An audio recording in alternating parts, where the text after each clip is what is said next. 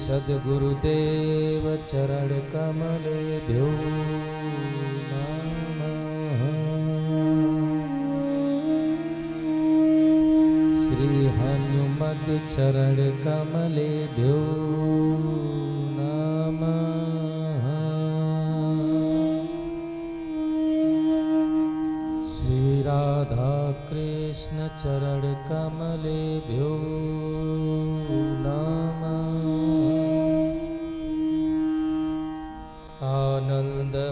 आनन्दमानन्द करम प्रसन्नं ज्ञानस्वरूपं निजभावयुक्तं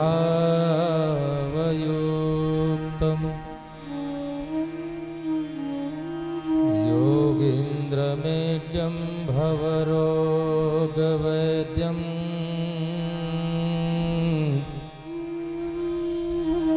श्री सद्गुरु नित्यं अहम नमामि।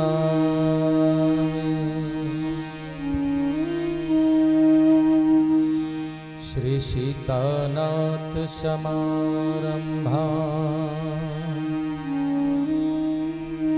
श्री रामानंदार्य मध्यमा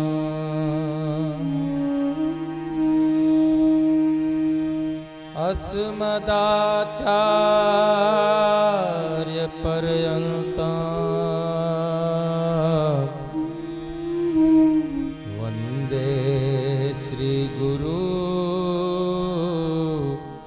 परम्परा।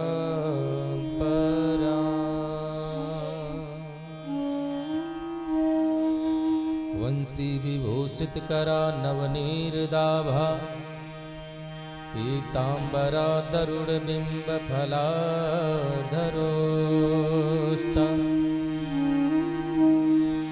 पूर्णेन्दु सुंदर मुखादर बिंब नेत्रा कृष्णात् परां किमपि तत्त्वमहं न जाने। गंगातरंगरमणीय जटाकलापं गौरी निरंतर विभूषित वामभागं नारायण प्रियमनंगमदापहारं वाराणसीपुरपतिं भज विश्वनाथम्।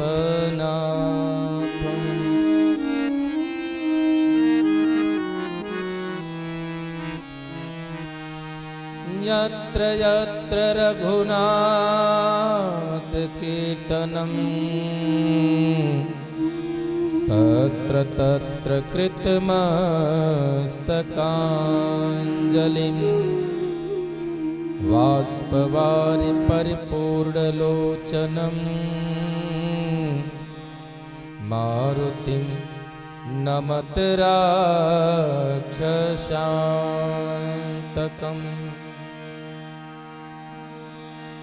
नारायणं नमस्कृत्यं नरं चैव नरोत्तमं देवी सरस्वती व्यासं ततो जयमुदीरये।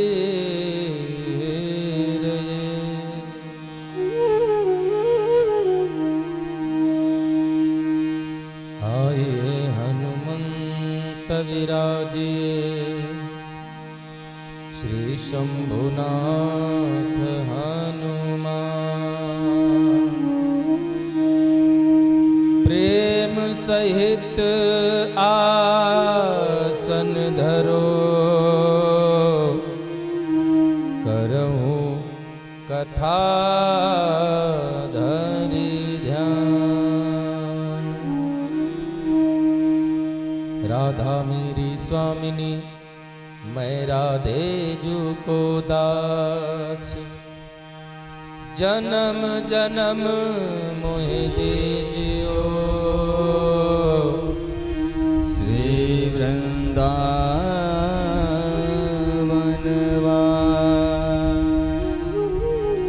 लेत सदा सुधि दीन की सहज दया के धाम जननी जनक सुबोध के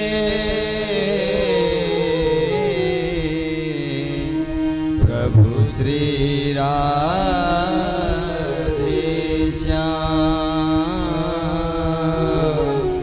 प्रभु श्री सीताराम। जय जय माता लक्ष्मी जय गज बदन गणेश जय जय मैया शारदा जय जय भारत देश जय जय भारत देश। करार विंदे न पदार विंदम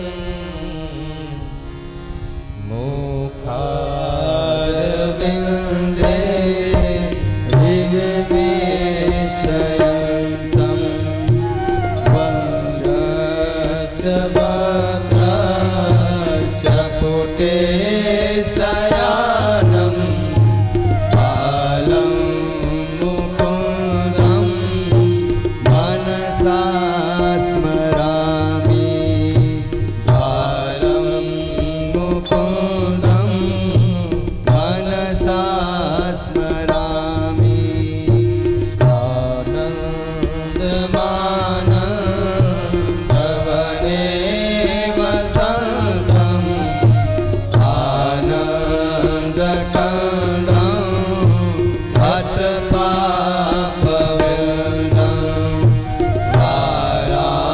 वाराणसीना कमलाथनाथं श्रीविश्वनाथं शरणं प्रपद्ये श्रीविश्वनाथं शरणं प्रपद्ये। श्री कृष्ण गोविंद हरे मुरारे हे नाथ नारायण वासुदेवा हे नाथ नारायण वासुदेवा। पितु मातु स्वामी सखा हमारे हे नाथ नारायण वासुदेवा पितु मात स्वामी सखा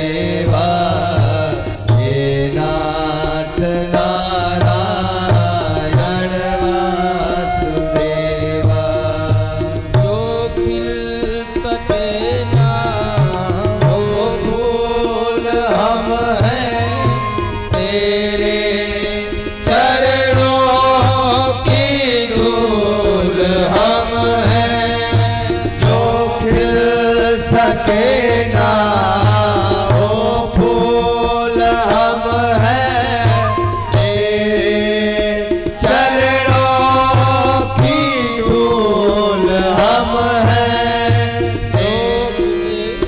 जो खिल सके ना वो फूल हम हैं प्रभु तेरे चरणों की धूल हम हैं प्रभु तेरे चरणों की धूल हम हैं श्री कृष्ण गोविंद हरे मुरारी वेदांत नारायण वासुदेवा वेदांत नारायण वासुदेवा श्री कृष्ण गोविंद हरे मुरारी वेदांत नारायण वासुदेव वेदांत नारायण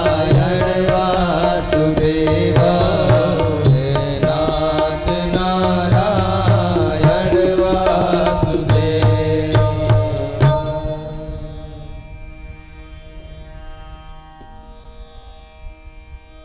आज श्रीमद् भागवत महापुराण के कथा क्रम में प्रवेश पाने के चतुर्थ दिवस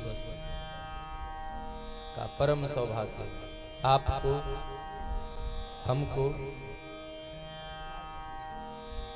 अनंत कोटि ब्रह्मांड नायक के श्री चरणों में सदा सदा अपनी उपस्थिति अपनी सेवा दर्ज कराते हुए अकारण करुणा के कारण हनुमान जी की ममतामयी गरिमामयी उपस्थिति में उन्हीं की करुणा के कारण और उन्हीं की प्रेरणा से हम सभी भक्तों को अनंत कोटि ब्रह्मांड नायक परात्पर पूर्ण ब्रह्म सच्चिदानंद अकारण करुणालय वरुणालय अचिंत्य रूप गुणगण निधान सर्वेश्वर सर्वाधिपति जगताधिपति दीन दयाल करुणा निधान नंद के नंदन जसुदानंदन भगवत भक्त हृदय बिहारी भगवान श्री कृष्ण एवं साक्षात परम्बा जगदम्बा जगत जननी परम्बा राधिका रानी आप दोनों के युगल चरणारविंद में आप सभी भक्तों के साथ इस दास का भी प्रणाम स्वीकार हो। तत्पश्चात आज श्रीमद् भागवत महापुराण के चतुर्थ दिवस की प्रवेश बेला में इस कथा प्रांगण में उपस्थित सभी भगवत चरण कमल अनुरागी श्रेष्ठ श्रोता बंधु एवं बड़े बुजुर्ग साक्षात भक्ति एवं शक्ति की स्वरूपा हमारी माताएं एवं बहनें, साथ ही मंच पर आसीन हमारे सभी मित्रगण, सभी ब्राह्मण बंधु, सभी संगीत के साधक, आप सभी का आप भक्तों के साथ चतुर्थ दिवस की प्रवेश वेला में आचार्य गणों के साथ इस व्यास मंच से आज पुनः एक बार स्वागत और अभिनंदन है। आइए हम सभी लोग भगवान की पावन कथा में प्रवेश पाएंगे।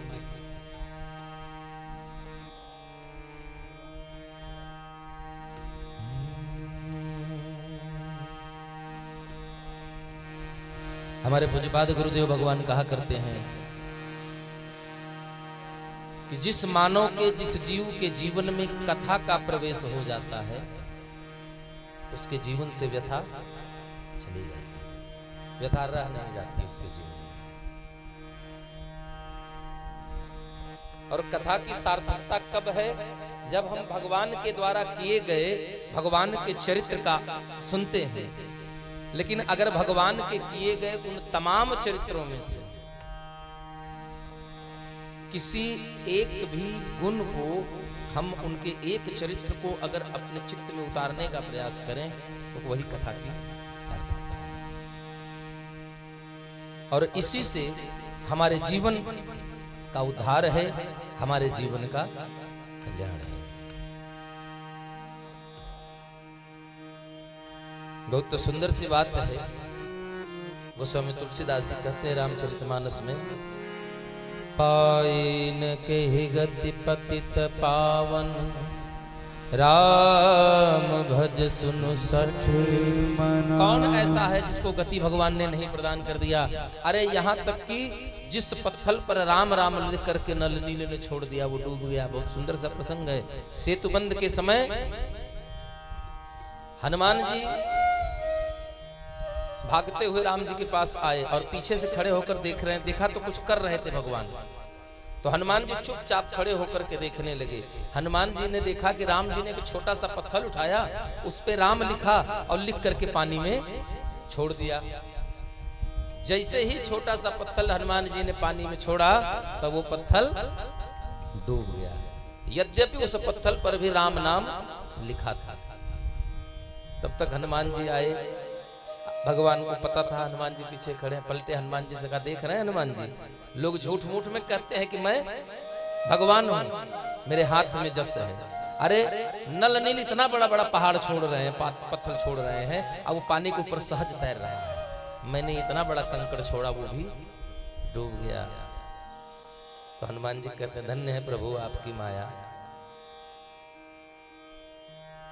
अरे जिसका हाथ आप छोड़ देंगे उसको तो डूबना ही डूबना है। आपके नाम के सहारे लोग पार होते हैं, लेकिन अगर आप जिसका हाथ आप पकड़े और हाथ पकड़ कर अगर आप उसको छोड़ देंगे तो वो तो छूट ही जाएगा ना भैया। राम जी कहते हैं, अच्छा अच्छा, मेरे हाथ में तो कुछ कोई गुण नहीं है, गुण नल और नील आप लोगों के बात में है। तो गोस्वामी जी को यहां लिखना पड़ा। बहुत सुंदर से पकड़ लो हाथ बनवारी, नहीं तो डूब जाएगी। पकड़ लो हाथ बनवारी, नहीं तो डूब जाएगी। हमारा कुछ न बिगड़ेगा, हमारा कुछ न बिगड़ेगा, लेकिन तुम्हारी लाज जाएगी। हमारा कुछ न बिगड़ेगा, तुम्हारी लाज जाएगी।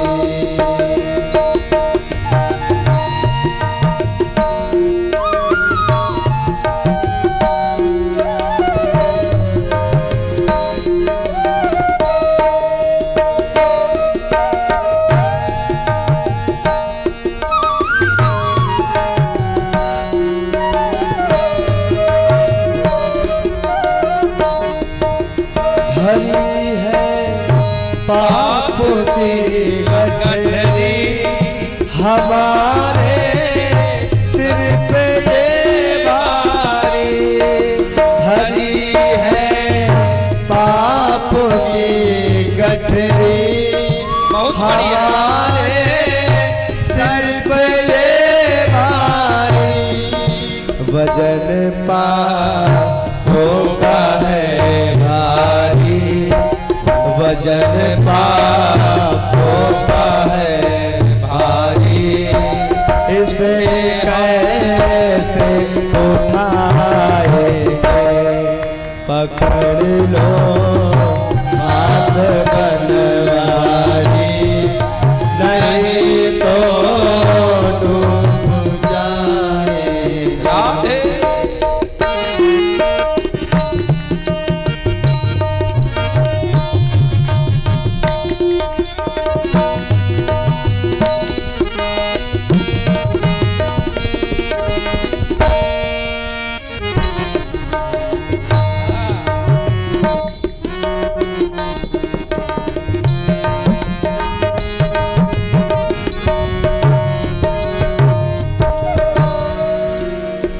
तुम्हारे ही भरोसे पर जमाना छोड़ बैठे हैं। हमारे ही भरोसे पर जमाना छोड़ बैठे हैं। तुम्हारे ही भरोसे पर जमाना छोड़ बैठे हे कन्हैया।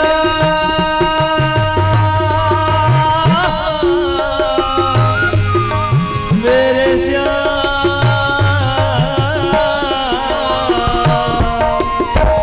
पाप करना तो मेरी आदत है, पाप करके तुमसे कहता हूँ ये मेरी शराफत है। अगर मेरे दिल में प्रभु आप होते तो मुझसे पाप क्यों होते। मैं पाप यूं कर बैठा जैसे कि आपकी इजाजत है।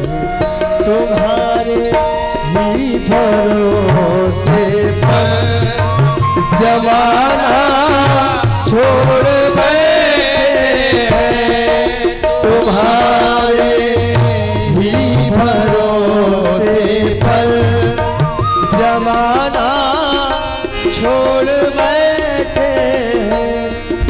जमाने की तरफ देखो, जमाने की तरफ देखो, इसे कैसे निभाएंगे। गाइए पकड़ लो हाथ बनवारी, नहीं तो डूब जाएंगे।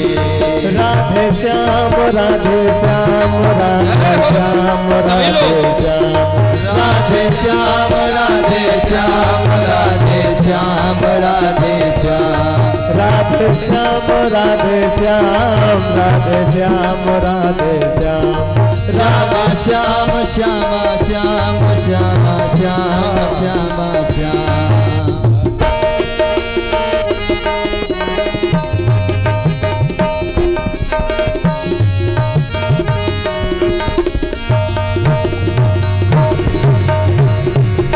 हंसी है भंवर में नैया, प्रभु अब डूब जाएगी।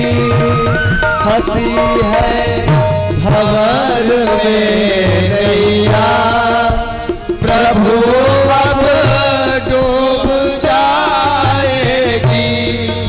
प्रभु अब डूब जाएगी। भैया आप बन जाओ प्रभु। भैया आप बन जाओ तो बेड़ा पार हो जाए। भैया आप बन जाओ तो बेड़ा पार हो जाए। पकड़ लो हाथ बनवारी, नहीं तो डूब जाएगी।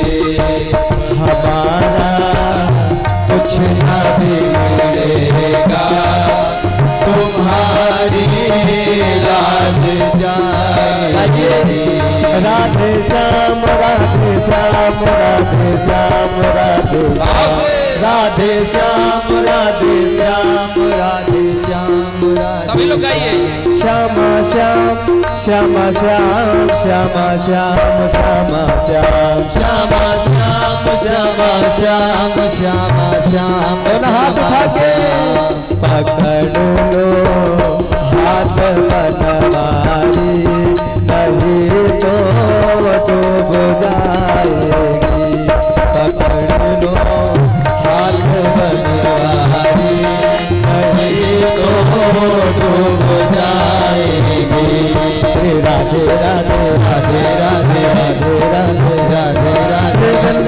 में राधे राधे कुंज कलित में राधे राधे श्यामा प्यारे राधे राधे रास रचैया राधे राधे यमुना तट पे राधे राधे चरैया राधे राधे बरसाना में राधे राधे राधे राधे राधे राधे राधे राधे राधे राधे राधे राधे राधे राधे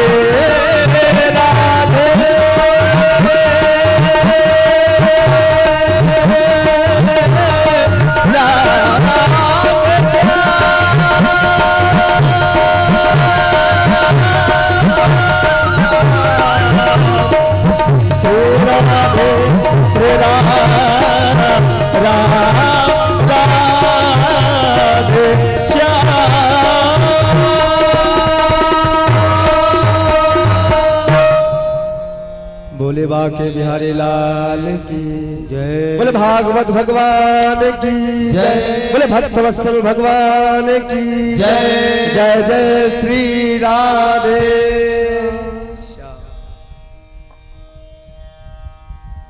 कल आप लोगों ने सुना था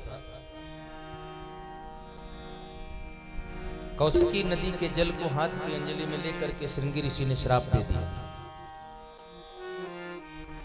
कि जिसने ये धृष्टता की है आज के ठीक 7वें दिन सर्प वंश के ही तक्षक नाग के दंश करने से उसकी मृत्यु हो जाएगी। और कहते हैं वृथा न जाय देव ऋषि वाणी ये कभी मिथ्या नहीं हो सकती, ये कभी बदल नहीं सकती, ना ही ये अपना प्रभाव छोड़ सकते हैं।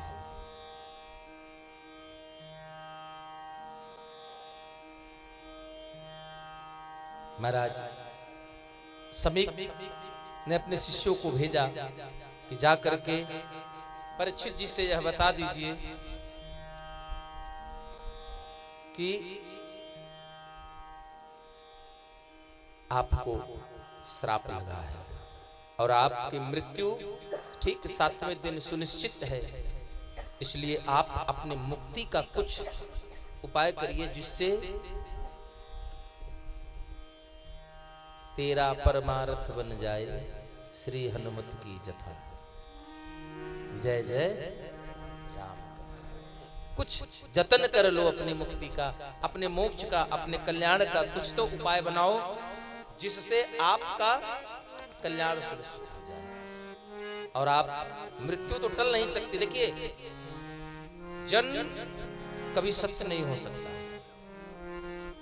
जीवन जो है जन्म जो है वो कभी भी सत्य नहीं हो सकता।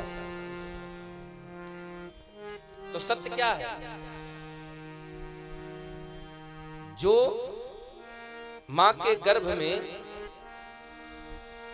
बच्चा आता है, मेडिकल साइंस ये कहता है कि 3 महीने के बाद बच्चे के अंदर धड़कन आ जाती है, मतलब उसके अंदर जीव आ जाता है। लेकिन कोई भी दुनिया का बड़े से बड़ा डॉक्टर, कोई बड़े से बड़ा साइंटिस्ट इस बात की गारंटी नहीं दे सकता कि जो गर्भ में जीवित है वो गर्भ के बाहर भी जीवित ही आएगा।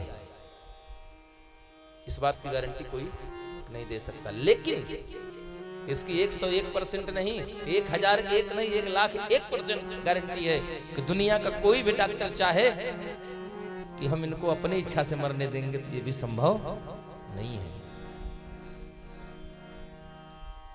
मच्छर मधुमक्खी के काटने से आदमी मर जाता है, 6 गोली लगने के बाद जिंदा रहता है। हम समुद्र के इस तट पर खड़े हैं, अगला तट हमको दिखाई नहीं पड़ रहा, लेकिन क्या समुद्र में एक ही तट है? नहीं, एक तट नहीं है। अगर एक ही होना होता तो एक भी नहीं होता। एक तट पर हम खड़े हैं, ये इस बात की प्रामाणिकता को सिद्ध करता है कि अगला तट भी कहीं ना कहीं है। तो फर्क सिर्फ इतना है कि महाराज वो हमको दिखाई नहीं पड़ रहा है।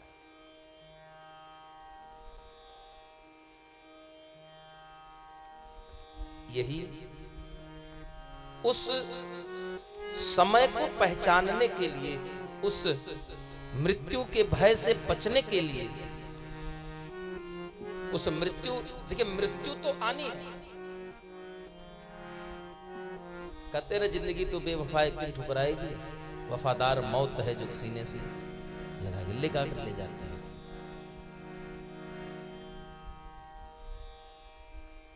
सही मायने की यात्रा वहीं से शुरू होती है। यहां तो हम तैयारी कर रहे हैं खाली। जैसे बच्चा घर में है तो आंगन में खेलेगा, कुछ दिन बाद आंगन से बरामदे में आएगा, उसके बाद दरवाजे पर आएगा, उसके बाद गांव में खेलने जाएगा। लेकिन जिम्मेदारी का वास्तविक बोध उसको उस दिन होता है जिस दिन उसके ऊपर गृहस्थी की जिम्मेदारी आ जाती है। हमारे यहाँ पर एक कहावत कही जाती है, भूल गई शान सौ भूल गई चौकड़ी, तीन चीजें याद रही बस नून तेल, फिर उतने में ही जिंदगी सिमट कर रह जाती है। क्या करें कि हम अपने बच्चों को अच्छा खिला सकें, क्या करें कहां से पैसा लाएं कि बच्चों को अच्छा पहना सकें। यही जतन हमको यहाँ के लिए नहीं करना है। पल की खबर नहीं सामान 100 बरस का।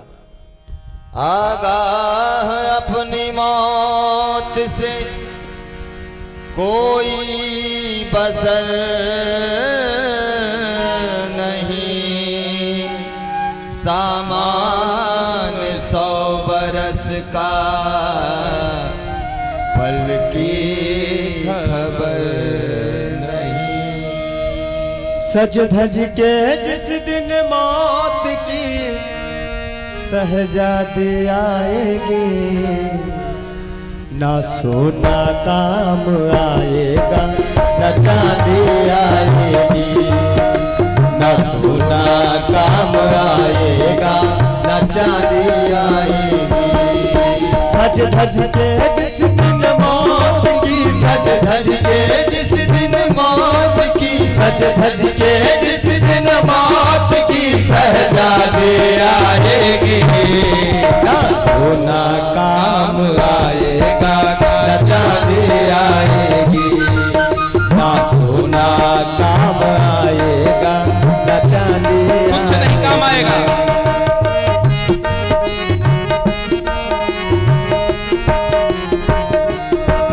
छोटा सा तू इतने बड़े अरमान है तेरे, छोटा सा तू इतने बड़े अरमान है तेरे।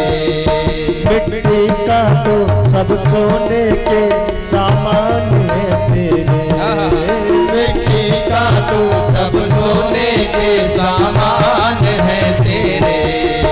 मिट्टी की काया मिट्टी में, मिट्टी की काया मिट्टी में, मिट्टी की काया मिट्टी में जिस दिल समाएगी, ना सोना काम आएगा ना चांदी आएगी, ना सोना काम आएगा ना चांदी आएगा।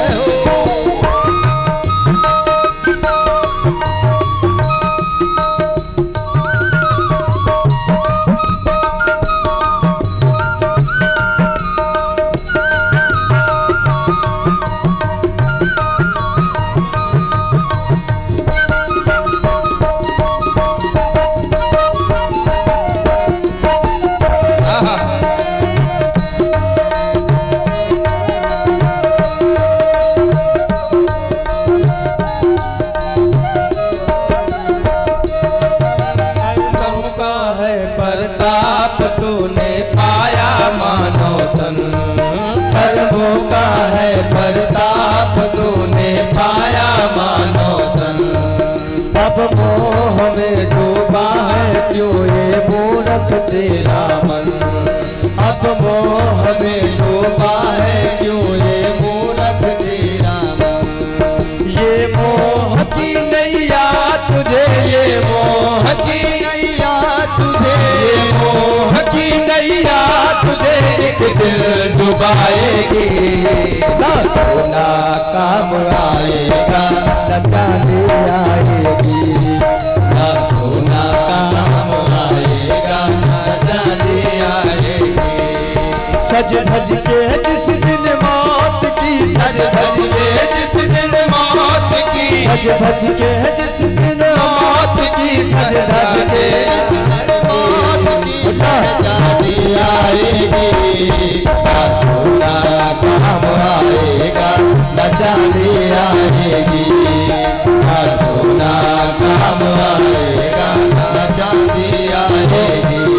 क्या है सभी भक्तजनों को, सभी लोग प्रेम से गाएंगे।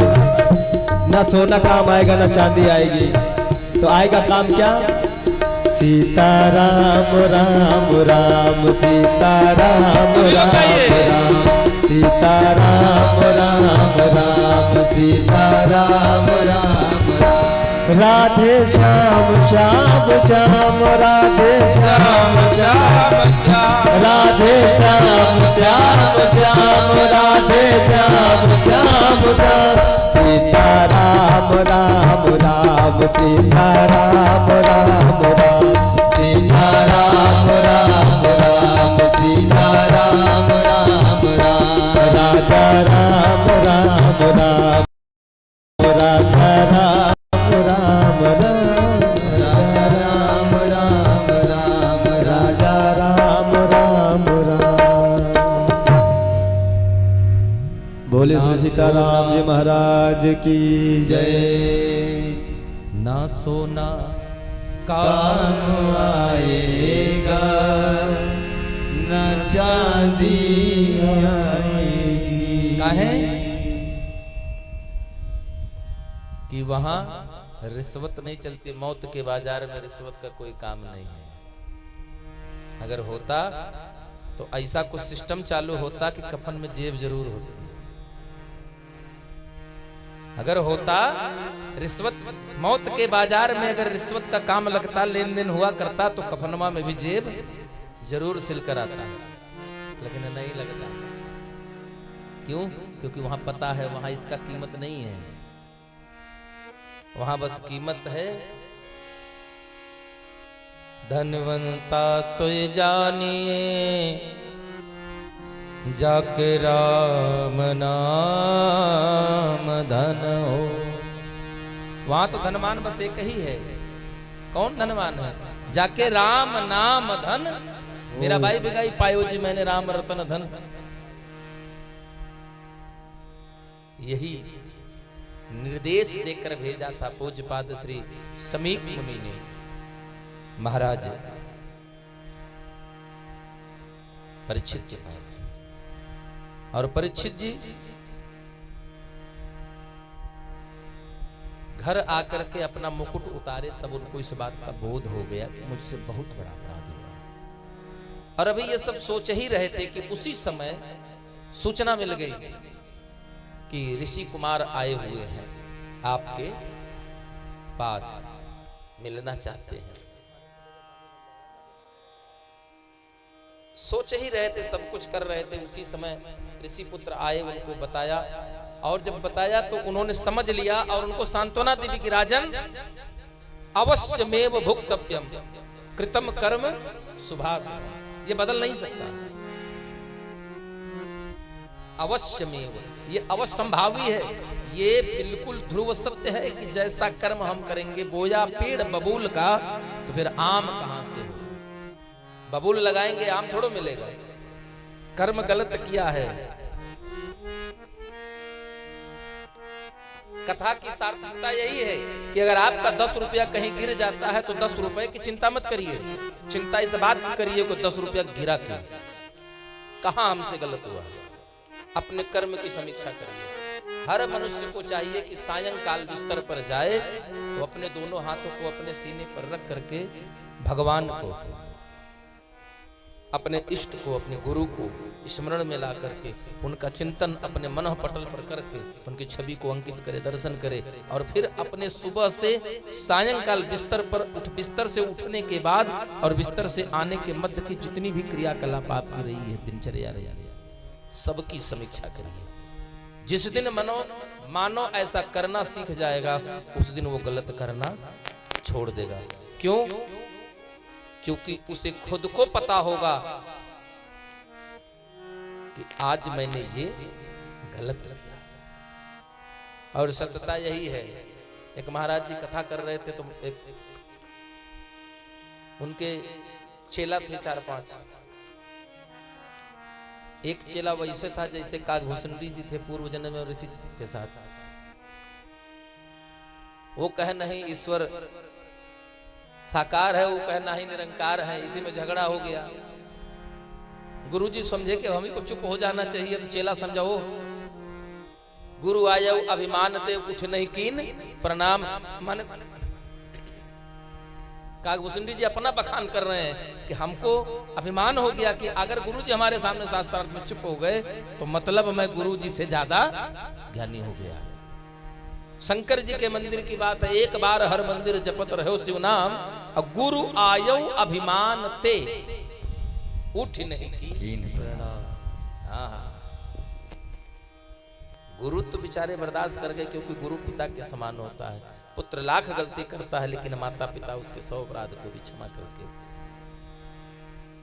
रामचरितमानस भी कहती है, जो बालक कछु अनुचित करहि, गुरु पितु मात मोद मन भरहि। उनकी उस शैतानी से, उनकी उस बचपने से माता पिता गुरु को ही, तीन को ही कहा गया और किसी को नहीं कहा गया।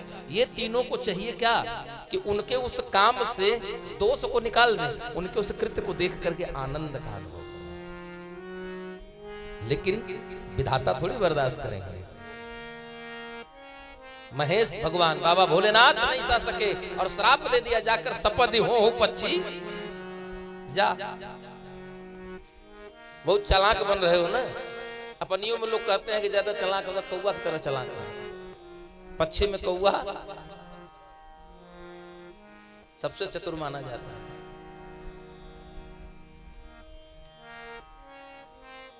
चतुराई वहां नहीं चलती है, वहां चलती है विनम्रता, सादगी। मैया सबरी ने कौन सा वेद पढ़ लिया था? कुछ नहीं पढ़ा था। कागभूषणी जी कथा सुना रहे गरुड़ जी को। काहे कि गरुड़ जी को भ्रम हो गया था कि मैंने भगवान को बंधन से मुक्त किया, ये ब्रह्म कैसे बंधन मुक्त करता है। सुनाते सुनाते सुनाया भगवान का स्वभाव का प्रभु। हालांकि रामचरितमानस में नहीं मिलता है, लेकिन रामचरितमानस के अन्य के समर्थक अन्य पुस्तक जो बाबा के द्वारा रचित है, आप उनको अध्ययन करेंगे तो आपको मिलेगा। सुंदर कांड के प्रसंग में गोस्वामी तुलसीदास कहते हैं कि मैया ने राम जी के बारे में पूछा है, लेकिन अन्य ग्रंथ आप उठाकर पढ़िए तो वहां मिलता है, कवितावली में मिलता है, गीतावली में।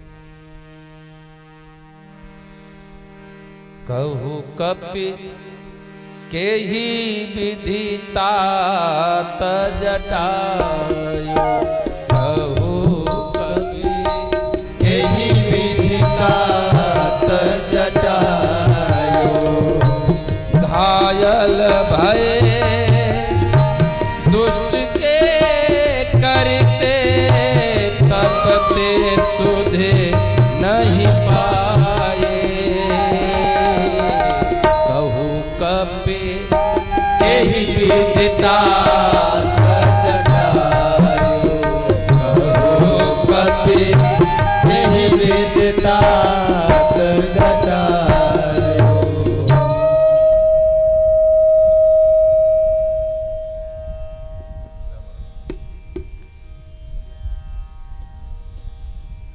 मैया जानकी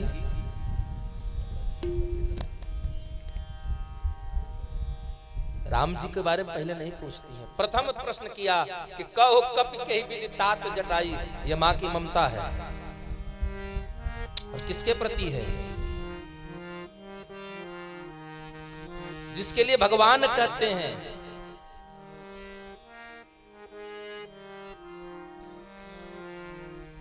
पितुकीन क्रिया संभली हमसे, यह प्रिय बंधु यह बात ये धर ले। महाराज दशरथ की क्रियाकलाप तो हम नहीं कर पाए। आओ, बड़े भाग्य से पुनः सौभाग्य मिला है कि तात जटायु की क्रिया हम अपने हाथ से कर लें। अपने हाथ से भगवान राम ने मुखाग्नि दिया है जटायु जी को। ये भाव राम जी का इधर जानकी मैया कह रही हैं। जितना राम जी के लिए रोई थी, गोस्वामी जी कहते हैं कि जानकी मैया उससे ज्यादा रो रही थी। जितना हरण के समय रोई थी, उससे ज्यादा जानकी मैया आज रो रही हैं।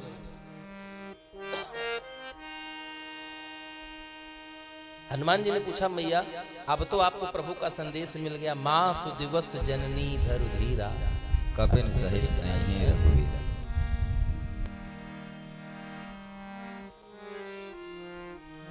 चिंता मत करो। तो मैया कहती है मुझे इस बात की चिंता नहीं है कि जब राम जी हमारे प्रभु का दूत यहाँ तक आ सकता है तो प्रभु को यहाँ तक पहुंचने में विलंब नहीं है। बोले फिर क्यों रो रही हैं आप, आपकी आंख से आंसू क्यों गिर रहा है? तो हनुमान जी कहते हैं मैया आपकी आंखों से अगर आपको यह भरोसा है कि प्रभु एक दिन आएंगे और हमें मुक्त करा कर ले जाएंगे, निशाचरों का उद्धार कर देंगे। मैया कहते हैं हनुमान जी आपने जटायु जी के बारे में नहीं बताया। तो जटायु के बारे में हनुमान जी कहते हैं माता गीध परम बड़ भागी, राम काज हित निरत निरंतर अपनो जीवन त्यागी, मैया गीध परम बड़ भागी।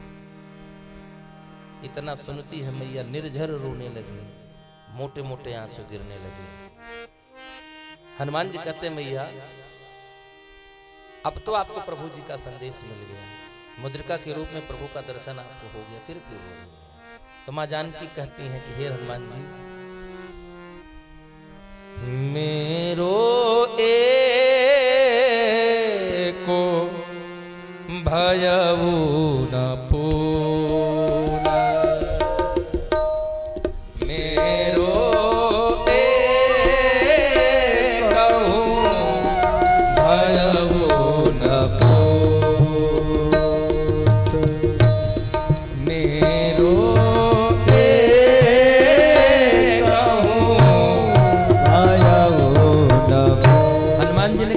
इच्छा आपकी शेष रह गई।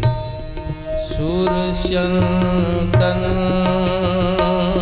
पर नहीं चढ़ाए के, सूर्यचंदन पर नहीं चढ़ाए के, झारिया चरण मेरो न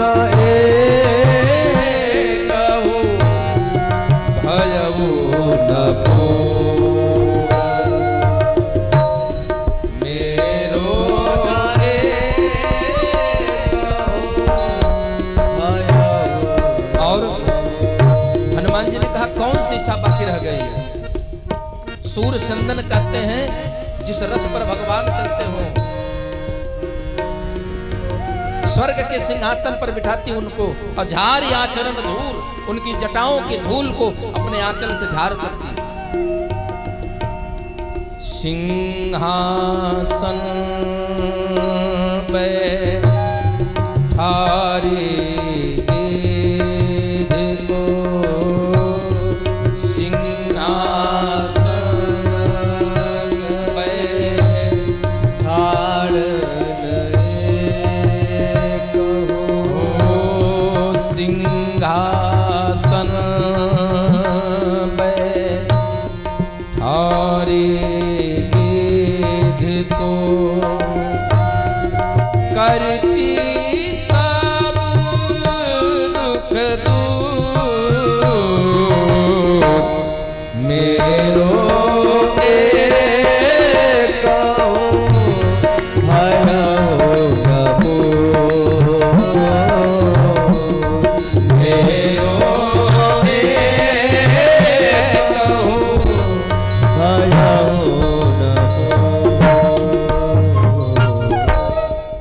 सिंहासन बैठार गीध को, करती सब दुख दूर, मेरो एकहु भयउ न। बोले राम जी के दूर होने का जितना दुख है उससे कहीं ज्यादा दुख हमें तात जटायु के उस दशा को देख करके है कि घायल भये दुष्ट के करते तब ते सुध नहीं पाई।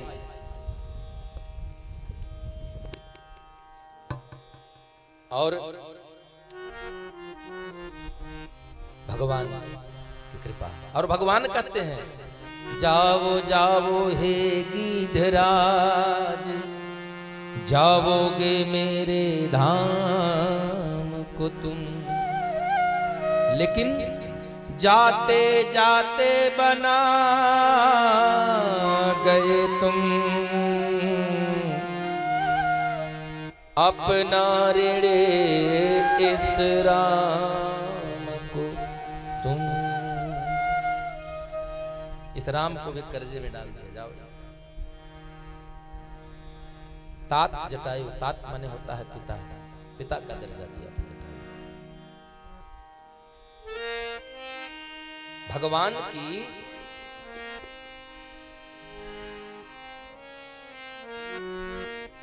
कृपा अनवरत बरसती है। वो लोग कहते हैं, हम लोग बड़ी सुंदर बड़ी आसानी से कह देते हैं, अरे भैया भगवान की कृपा भी नहीं है। जिस दिन कृपा हो जाएगी ना, उस दिन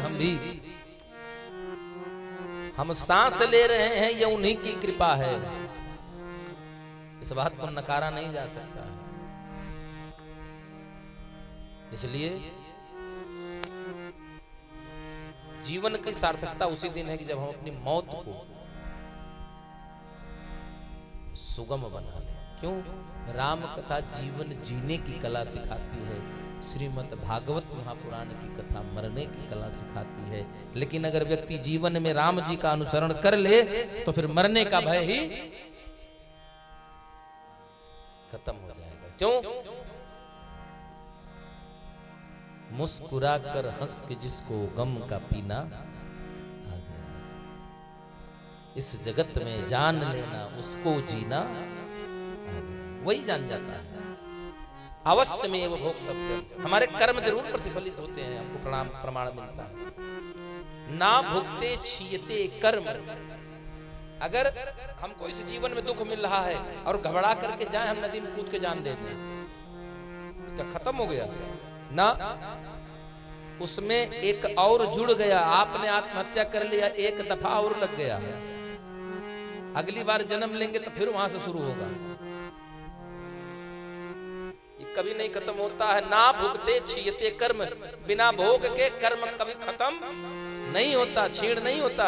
चाहे जन्म कोटि सतय रपी, चाहे सैकड़ों कोटि जन्म ले डाली है, लेकिन कर्म कभी पीछा। अपने पूर्वांचल में कहल जाला ना कि पाप बड़ी रिप चढ़ के बोलता है। कर्म जरूर फलित होता है। सुखदेव जी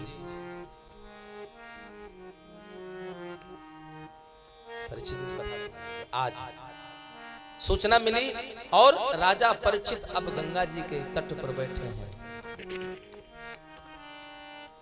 सब लोग सोच रहे हैं कि क्या किया जाए, कैसे किया जाए। जहां दुर्वासा, च्यवन, अंगिरा, वशिष्ठ आदि बड़े बड़े एक से एक बड़े बड़े संत, बड़े बड़े ऋषि, स्वयं पूज्यपाद व्यास भगवान भी वहां पर उपस्थित हैं उस सभा में। नारद जी भी उपस्थित हैं, लेकिन परीक्षित जी के उस प्रश्न को कोई संतुष्टदायक उत्तर नहीं दे पाया। क्या प्रश्न किया? शीघ्र मरने वाले व्यक्ति को अपने कल्याण हेतु क्या करना चाहिए, और मानव को जीवन पर्यंत करने योग्य और न करने योग्य क्या है। हमारा जो कहते हैं ना, हमारी हिंदू संस्कृति, हिंदू धर्म क्या है? हिंदू धर्म जीवन जीने की कला है। हिंदू धर्म धर्म धारण करने का विषय है, प्रदर्शन करने का नहीं है। सारे लोग बैठे हैं, एक दूसरे को समझा रहे हैं, लेकिन कोई संतुष्ट नहीं कर पाया। तब भगवान की प्रेरणा से और नारद जी के कहने पर पूज्यपाद श्री व्यास भगवान ने अपने पुत्र सुखदेव जी को बुलवाने के लिए अपने शिष्यों को बुलाने भेजा, और शिष्यों को 2 श्लोक पढ़ाकर भेजा। बोला ऐसे नहीं आएंगे वो, उनको बुलाने के लिए जैसे कहते हैं ना कि किसी को लालच बुरी बला होती है, लालच बुरी बला है। लेकिन सुखदेव जी को लालच किस चीज का है? सुखदेव जी को लालच किस चीज का? सुखदेव जी को लालच भगवान की कथा का है, भगवान के स्वरूप का है। शिष्य ढूंढते ढूंढते पहुंचे वन में, गुफा के मुहारे दरवाजे पर जब पहुंचे और दरवाजे पर पहुंचे तो उन्होंने बोलना शुरू किया। वरहा पीडम नटवर बपु कर्णयोः कर्णिकारम्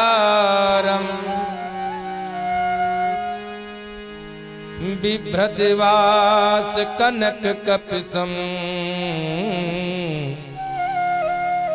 वैजयंती च माला रंध्रार वेणोधर सुधया पूरयन गोप वृंद आरण्यम स्वपद रमणम प्राविशत गीत कीर्ति।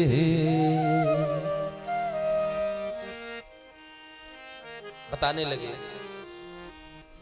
इतना सुंदर स्वरूप सुना, बड़ा अच्छा सुन लिया। तब तक दूसरा श्लोक लग पीछे से आ गया। भगवान का स्वरूप कैसा है, कभी सोचा है आपने? हमारे ठाकुर जी का विग्रह कितना सुंदर होगा। आप इनको देखिए और अपने मन में कल्पना करिए कि भगवान का सुंदर चेहरा कितना बढ़िया होगा। जब भगवान 16 श्रृंगार करके खड़े होते होंगे तो कैसे दिखते होंगे। कस्तूरी तिलकम ललाट पटले वक्षस्थले कौस्तुभम् नासाग्रे वरमौक्तिकं करतले वेणुकरे कङ्कणम् सर्वाङ्गे हरिचन्दनं सुललिता कंठे च मोक्तावली गोपास्त्री परिवेष्टितो विजयते गोपाल चूड़ामणि गोपास्त्री परिवेष्टितो विजयते गोपाल चूड़ामणि। ये भगवान का स्वरूप है, बाह्य और आंतरिक। शांतम शाश्वतम प्रमेय मनघम निर्वाण शांति प्रदम ब्रह्माचम्भु फणीन्द्र सेव मनिशम् वेदांत वेद्यम विभो। ये भगवान का आंतरिक है। हम लोग स्तुति करते हैं ना भगवान विष्णु का ध्यान, तो कैसे करते हैं? शांताकारम भुजग शयनम पद्मनाभम। ये भगवान का पूर्ण विग्रह का चिंतन है। सुखदेव जी ने जब सुधा बरहा पीडम नटवर पपु कर्णयो कर्णिकारम सुन लिया और सुन करके सोच रहे हैं कितना सुंदर स्वभाव, जिसकी रचना इतनी सुंदर, वो कितना सुंदर होगा, जिसके बारे में कहने वाला जब बता रहा है। अब सोच रहे हैं, तब तक शिष्यों ने एक दूसरा भी लगा दिया। अहो वकीयम अस्तन कालकूटम जिघांसया पाययदप्यसाध्वे लेभे गतिम धातृचित्राम ततो वन्यम कम वा दयालुम शरणं व्रजेम।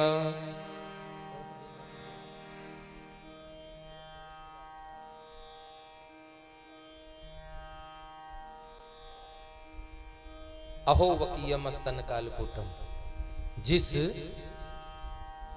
पूतना ने भगवान को विष देकर मारने आई थी। अहो वकीयम स्तन कालकूटम, अपने स्तनों में विष लगाकर कालकूट आई थी। भगवान श्री कृष्ण ने उस पूतना को भी मां का दर्जा दे दिया। तो स्वभाव भी इतना निर्मल है।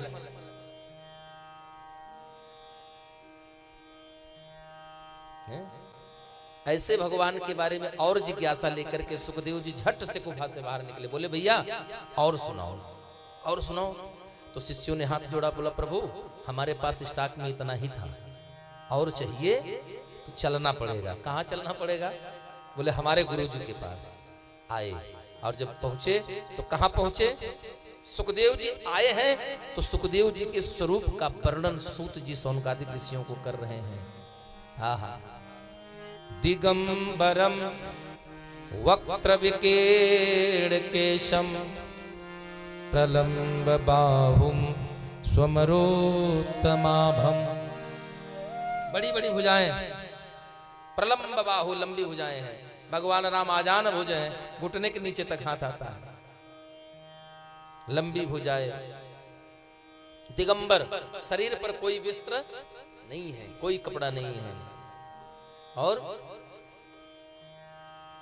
उनके ललाट की जो चमक है वो देवताओं को भी लज्जित करने वाली चमक है। साथ ही उनके जो बाल हैं, जटा हैं, वो बिल्कुल उलझे हुए हैं, जैसे पक्षी के घोंसले नहीं उलझ जाते झाड़ियों की तरह, वैसे उलझे हुए हैं। लेकिन जिस समय सुखदेव जी आते हैं उस सभा में, उस समय सारे लोग खड़े होकर के स्वागत करते हैं महाराज। और उनका पैर धोया, उन्हें उच्च आसन पर विराजमान किया, आदर पूजन वंदन अभिनंदन चंदन सब करने के बाद अतः पृच्छामि संसिद्धिम योगिनां परम गुरु पुरुषस्येहं यत् कार्यं म्रियमाणस्य सर्वथा। कहते हैं परीक्षित जी प्रश्न किए कि हे महाराज, हे पूज्य, जो मनुष्य सर्वथा मरणासन्न है, जीव सर्वथा मरणासन्न है, उसे ऐसा कौन सा कार्य सिद्ध करना चाहिए? आप समर्थवान हैं, इसलिए आप मेरे मन की जिज्ञासा को शांत करिए, मुझे इस चिंता से मुक्त करिए। को अति भारः सामर्थवानां किम दूर व्यवसायिना को विदेशः सविद्यानां कः परम प्रियवादिना।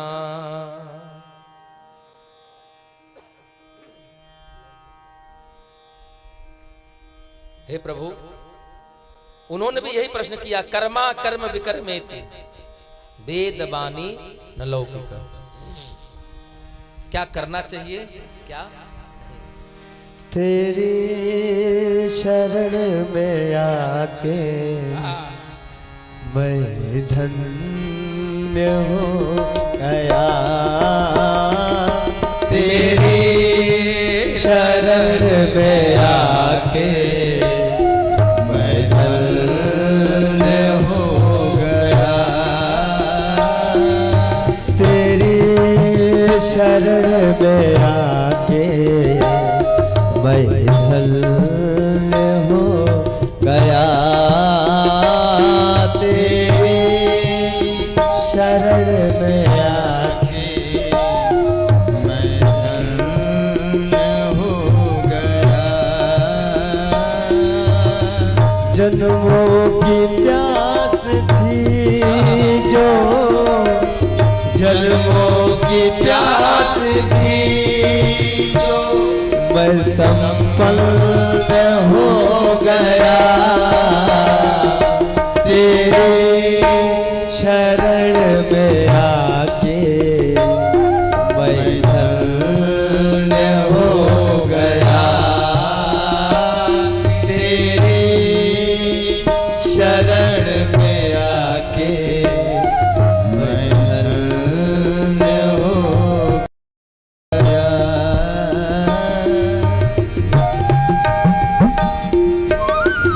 बोले श्री वाक्य बिहारी लाल की जय हो, बोले राधा वल्लभ सरकार की जय हो।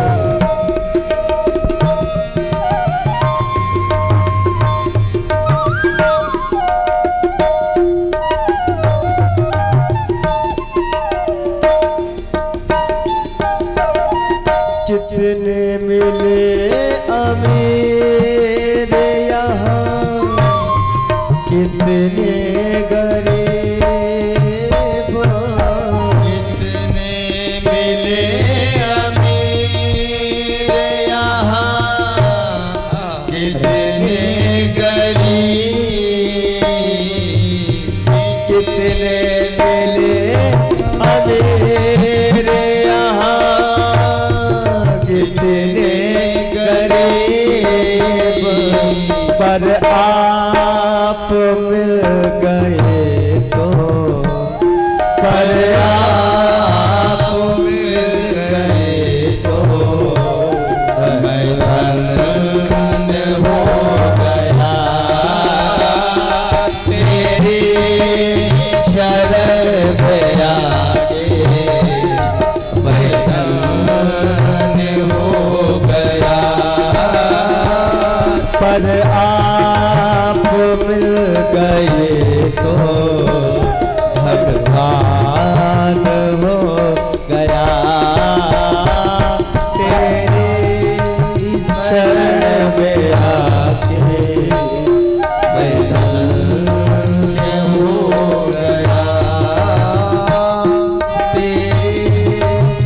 शरण में आके मैं धन्य हो गया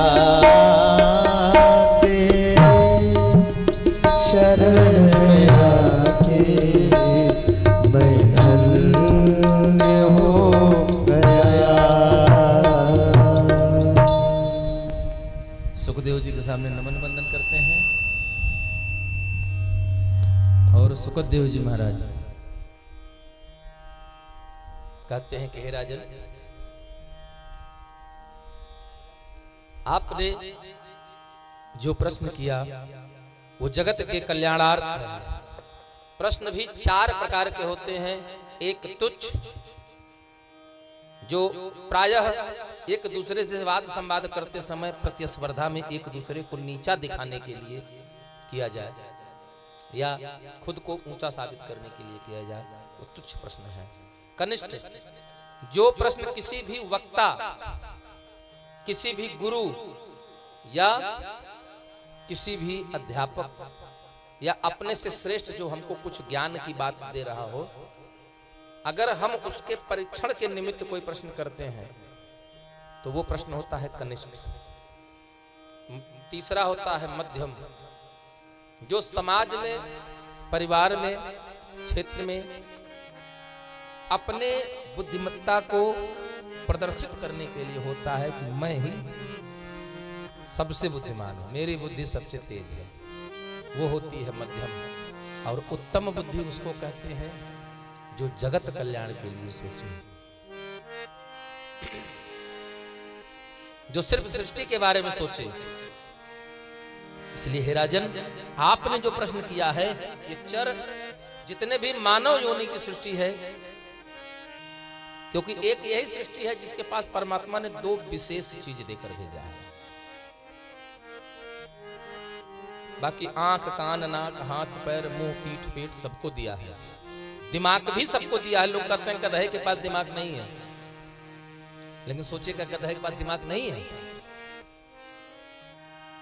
धोबी घर से रस्सी खोलता है, पीठ पर कपड़े का गट्ठर लाद कर एक डंडा मारता है, गधा कहां खड़ा होता है जाकर? सीधे धोबी। तो क्या उसके पास बुद्धि नहीं है? डंडा लेकर आइए, देखिए गधा भी जान जाता है कि हमको मारने आ रहा है। उसको खिलाने के लिए आटा लेकर जाइए, वो जान जाता है कि हमको खिलाने आए हैं। बिल्कुल समझ जाता है। ऐसा कोई धरती पर नहीं है जिसके पास बुद्धि ना हो। फिर नहीं होता है तो सिर्फ विवेक, एक मानव को छोड़ करके बाकी किसी के पास विवेक नहीं होता। और दूसरा, अपनी खुशी व्यक्त करने के लिए जो हम हंसते हैं ना, हंसने की कला भगवान ने किसी और को नहीं प्रदान किया है।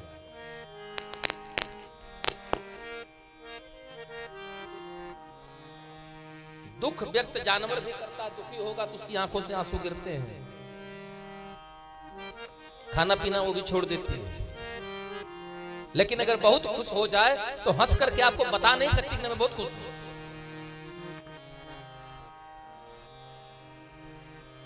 भगवान ने हमको सब कुछ वही दिया, लेकिन 2 से अलग कर दिया। एक तो विवेक और दूसरा हंसकर अपने भाव की अभिव्यक्ति।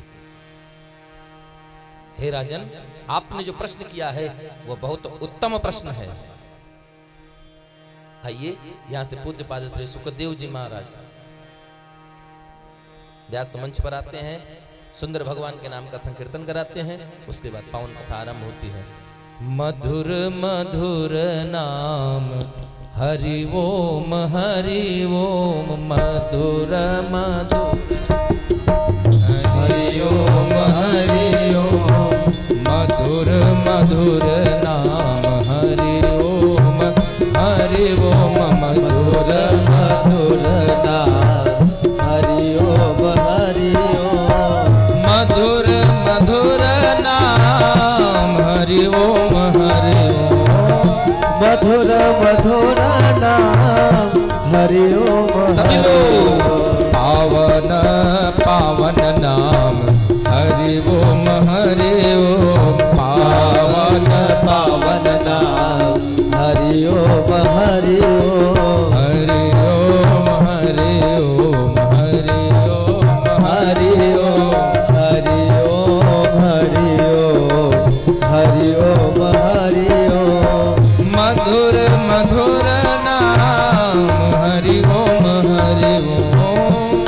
मधुर मधुर नाम हरि ओम हरि ओम पावन पावन नाम हरि ओम हरि ओम पावन पावन नाम हरि ओम हरि ओम हरि ओम हरि ओम हरि ओम हरि ओम हरि ओम हरि ओम हरि ओम हरि ओम। बोले पूज्यपाद सुखदेव जी महाराज की जय जय जय श्री राधे। पूरे पूरे उठाइए, नहीं तो अगली बार ऐसे रहेंगे। फिर मत कहिएगा महाराज नहीं बताए थे। इतना हाथ किसका निकलता है बताइए, देखिए सब लोग होंगे। मास्टर साहब इतना हाथ किसका निकलता है? हाँ, कछुआ का हाथ इतने खाली निकलता है, बाकी सबके पूरे निकलते हैं। बोलिए वृंदावन बिहारी लाल की जय। 24 घंटे में 3 घंटे के लिए यहाँ आते हैं, तो कम से कम 3 घंटा तो यहीं रहिए, छोड़ दीजिए घर द्वार। क्योंकि हुई है सोई जो राम रचिरा, कोई कुछ कर नहीं पाएगा। सुखदेव जी महाराज व्यास मंच पर विराजित हैं। कहते हैं यूं तो देने के लिए दुनिया में नजराने बहुत हैं, यूं तो देने को दुनिया में नजराने बहुत हैं, लेकिन कोई सैर क्या जो सत्संग के मुकाबले दिया जाए। कुछ नहीं है दुनिया में, तो बहुत कुछ दिया जाता है।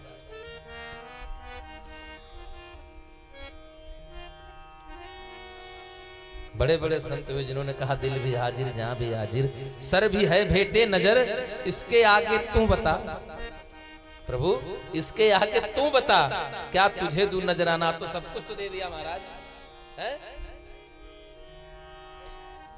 बचा क्या महाराज?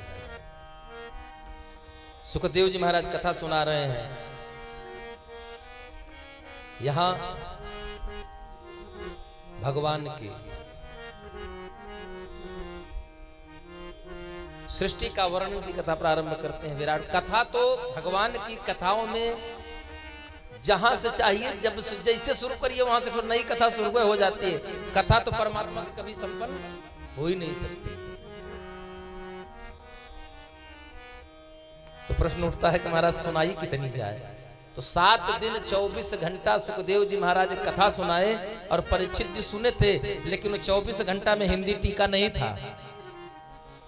वो पढ़ाते चले गए, A for apple, B for ball, C for cat, D for dog. वो बताते गए, ये समझते गए। इसीलिए कहा गया है श्रोता वक्ता ज्ञान निधि, कथा राम के गूढ़ है। इसको समझने के लिए श्रोता वक्ता तो ज्ञानी हो, है? वक्ता अगर वक्ता के लिए तो सब जानते हैं महाराज बड़ा पढ़ा लिखा बड़ा चालाक होगा, लेकिन अगर चालाक व्यक्ति अगर मूर्ख से बात करेगा तो समझ पाएगा? नहीं समझेगा। उसको उसकी बात समझने के लिए कहा है कि खग जाने खगही की आशा। उस स्तर की बात पढ़ने के लिए बीए की सब्जेक्ट को पढ़ने के लिए प्राइमरी कक्षा 5 वाला बालक थोड़ा पढ़ेगा, उसको वहां तक पढ़ने के लिए इंटर तक पढ़ के जाना पड़ेगा। इसीलिए गोस्वामी जी कहते हैं ना, श्रोता वक्ता ज्ञान निधि, दोनों ज्ञानी हो तब आया कि कथा राम के। आइए हम सभी लोग भगवान के सुंदर विराट स्वरूप का दर्शन करेंगे और परमात्मा के ही अंग प्रत्यंग से इस समग्र सृष्टि का निर्माण है। ये ब्रह्म कौन है? समीचीनम बचो ब्रह्मन् सर्वज्ञ शतवानघ तमो विशीर्यते मह्यम हरेः कथयतः कथा। परिचित करते हैं कि हे महाराज, आप जैसे जैसे भगवान की कथा की तरफ जा रहे हैं वैसे वैसे मेरा मन शांति की तरफ बढ़ता जा रहा है। मेरा मन आनंद अमोद प्रमोद से प्रफुल्लित होकर तृप्त होता जा रहा है। संसार की चिंता, संसार इस देह से मैं धीरे धीरे विमुख होता जा रहा हूं, अर्थात मेरा मन शांति की तरफ बढ़ रहा है, परमात्मा की तरफ बढ़ रहा है। सुखदेव जी कहते हैं कि हे राजन, देव देव नमस्तेस्तु भूत भावन पूर्वज तद विजानी यज्ञानमात्म तत्व निदर्शन। हे प्रभु, ये नारद जी ने पर भगवान से कहा था, ब्रह्मा जी से किया था क्या कि हे प्रभु, हे हमारे पूर्वज, आपको प्रणाम है, कृपा करके आप मुझे ज्ञान का वह साधन बताएं जो आत्म तत्व को भली भांति निर्देशित करने वाला हो, जो खुद का परिचय कराने वाला हो, उस ज्ञान का हमें परिचय दें। तो ब्रह्मा जी कहते हैं तस्मै नमो भगवते, तस्मै नमो भगवते वासुदेवाय धीमहि यन मायया दुर्जया मा ब्रुवंती जगत गुरु। हे नारद, तुम्हारे जैसे बुद्धि विवेक के लोग ही माया से भ्रमित होकर के, माया में विमोहित होकर के मुझे जगत का कारण कहते हैं, लेकिन वो माया जिनके बस में है, ऐसे भगवान वासुदेव को मैं पितामह ब्रह्मा कोटिशः प्रणाम करता हूं। और कहते हैं एक सृजसि भृतानि, हे नारद, तुम मुझे ही भगवान कहते हो, लेकिन यह केवल भ्रांति है। जैसे हिरन को रेगिस्तान में आप चले जाएंगे तो हर 400 मीटर के सामने देखने पर गर्मी में आपको लगेगा कि आगे जल है, लेकिन वहां जल जाने पर पता लगता 100 मीटर और आगे है। वास्तविकता यह है कि वहां कोई जल होता नहीं। इसी को कहते हैं मृग मरीचिका, भ्रम पैदा कर। बोले क्या है? बोले वो एक ही परमात्मा है, उद्भव स्थिति संगार कारिणी क्लेश हारिणी यन माया वशिवर्ति विश्वमखिलम ब्रह्मादि देवा सुरा।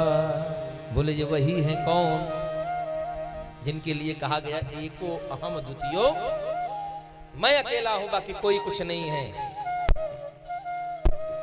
उन्हीं के अंदर तीन तत्व है। एको अहम बहुश्याम, एको अहम बहुश्याम, मैं अकेला हूं, लेकिन जब मेरी इच्छा होती है लीला करने की तो मैं अपने ही उन्हीं तीन गुणों में, कौन कौन? सत रज और तम, इन तीन गुणों में क्षोभ उत्पन्न करता हूं, और इन्हीं तीनों में क्षोभ उत्पन्न करके सतोगुण से ब्रह्मा, रजोगुण से विष्णु भगवान और तमोगुण से बाबा भोलेनाथ का प्राकट्य होता है।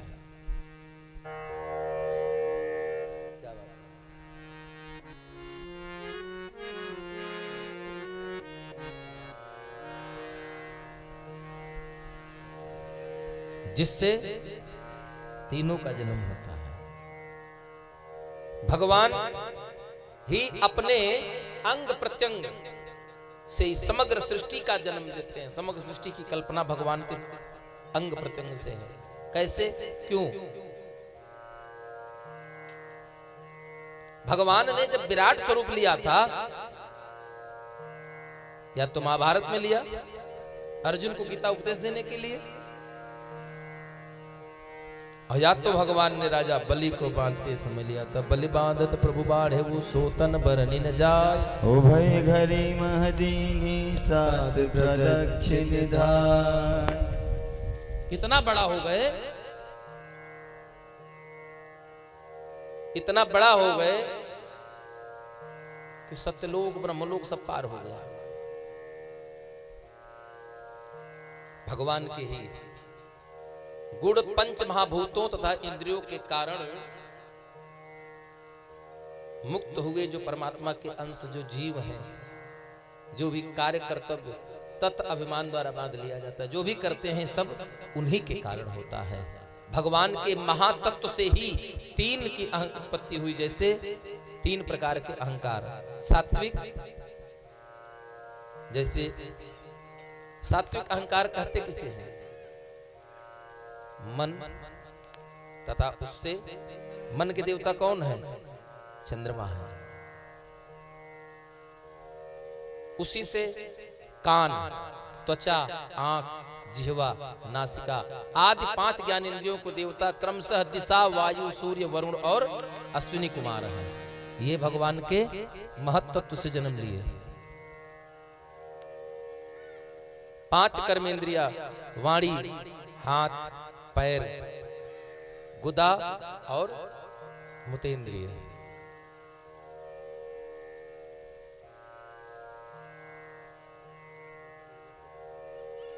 ये भगवान के तेजस तत्व से अहंकार, बुद्धि और प्राण जन्म लिए।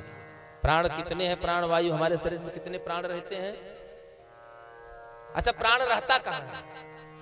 मानव के शरीर में प्राण होता कहां है? कितने रहते हैं? आदमी के शरीर में, हमारे शरीर में 5 प्राण हैं। और रहते कहां हैं ये कोई नहीं जानता। काहे कि सर पे लाठी से मारो तब भी मर जाता है, पैर पे मारो तब भी मर जाता है, पेट में मारो तब भी मर जाता है।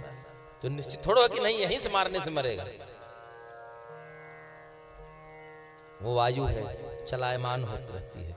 जब भगवान की इच्छा से हम लोग ठाकुर जी को भोग लगाते हैं तो कहते हैं ना, प्राणाय स्वाहा, अपानाय स्वाहा, व्यानाय स्वाहा, उदानाय स्वाहा, और अंत में कहते हैं समानाय स्वाहा।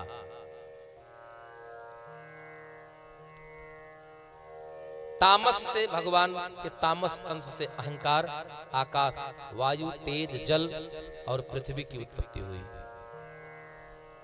लेकिन ये सब अलग अलग रह करके भी भगवान के लिए सृष्टि करने से वंचित रह गए, कुछ नहीं कर पाए। भगवान की प्रेरणा से सत्व लेकर के, असत्व का भाव लेकर के सम सृष्टि, व्यष्टि, इन सभी रूपों को एकत्रित करने के बाद भी वो सृष्टि करने में असमर्थ रहे। इस प्रकार जब कहीं से कुछ नहीं हुआ तो भगवान ने विराट स्वरूप से ही, भगवान के विराट स्वरूप यानी कट्ट प्रदेश, कमर के ऊपर से जब भगवान विराट स्वरूप लिए तो उस स्वरूप के कमर के ऊपर के भाग से 7 लोग, महीतल, दूसरा आकाश, तीसरा स्वर्ग, चौथा महरलोक, 5वां जनलोक, 6वां तपलोक, 7वां सत्यलोक, और कमर के नीचे से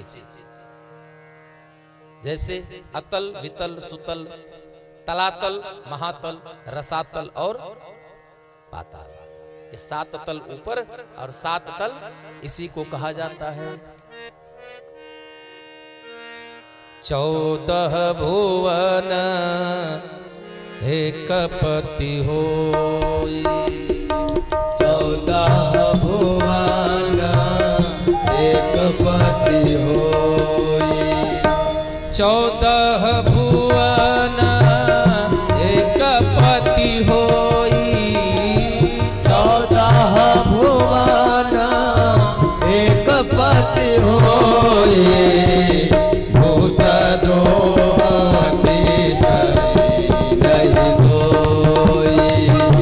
भूत द्रोह नहीं सोई।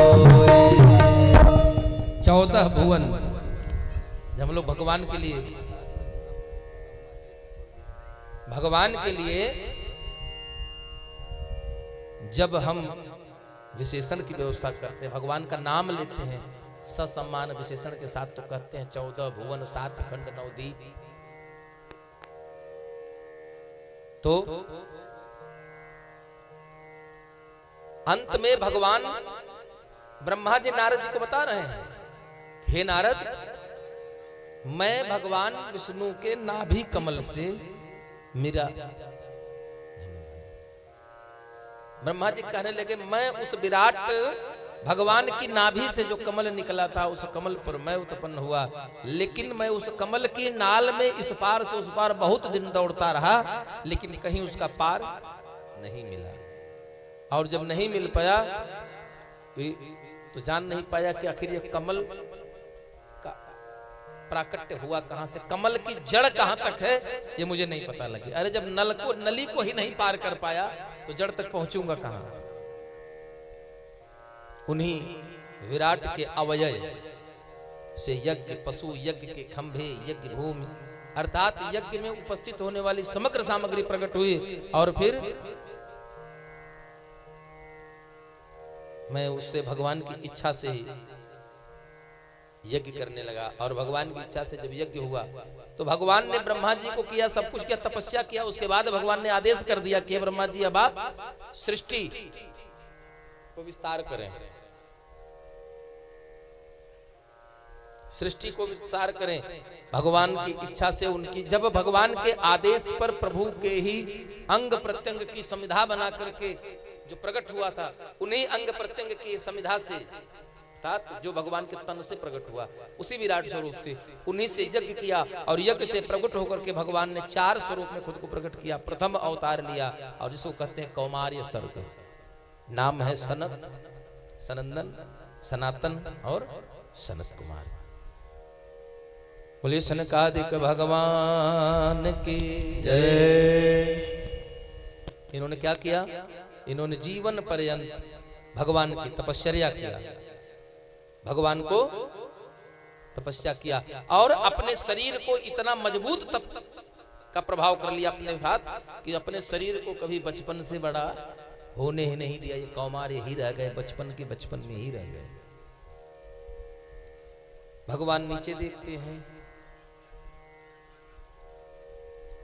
अब धरती को भाई सृष्टि करने के लिए तो धरती की जरूरत पड़ेगी ना। आप लोग कुछ बनाते हैं तो कुछ भी बनाने के लिए आपको एक आधार की जरूरत होती है, बिना आधार के आप कुछ खड़ा नहीं कर सकते हैं।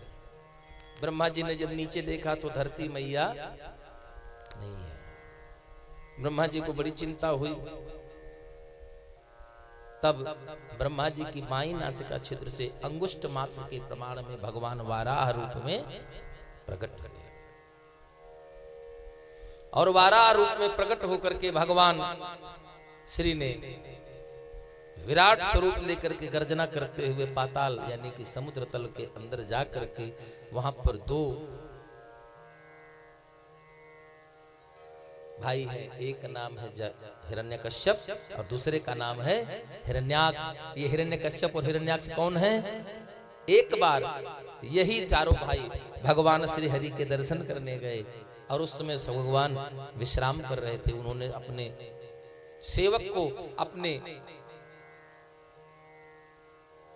द्वारपाल है, नाम है जय अरु विजय, द्वारपाल हरि के प्रिय 2 जय और विजय जान सबको। ये दोनों सेवा कर रहे हैं, पहरेदारी पर हैं। भगवान के मिलने गए, उन्होंने रोका, कहा भगवान के विश्राम का समय है इसलिए अभी आप अंदर नहीं जा सकते। बोले भक्त और भगवान के मिलन में बाधक हो रहा है, रहता देवलोक में है, काम निशाचरों वाला कर रहा है, तो जा राक्षस हो जा। और जैसे राक्षस होने का श्राप दिया वैसे उन्होंने हाथ जोड़ कहा हम तो अपनी नौकरी कर रहे थे, भगवान हमारा कहां अपराध, आपने हमको श्राप दे दिया। ये भगवान का आदेश था। और जब श्राप लग गया तब तक भगवान भी अंदर से निकल कर चले आए। जब जान गए तो उन्होंने फिर उनको वचन दिया और कहा कैसे राक्षस होगे।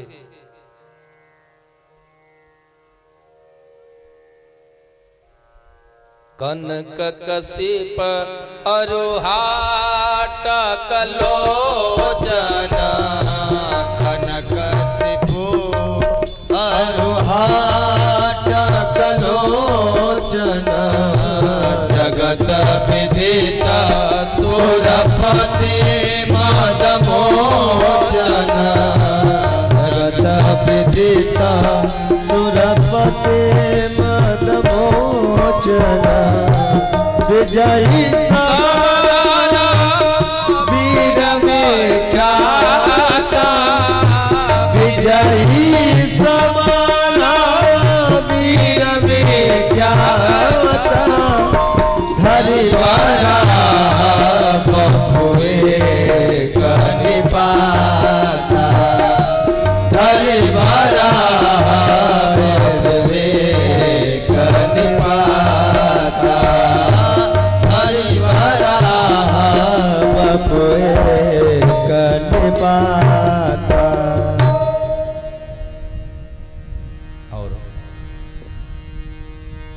भगवान वराह स्वरूप लेकर के गए और जाकर के हिरण्याक्ष से वध किया। वध करके उसे उद्धार किया, उसका वध किया और पृथ्वी को अपने दाढ़ों पर ला करके जल की सतह पर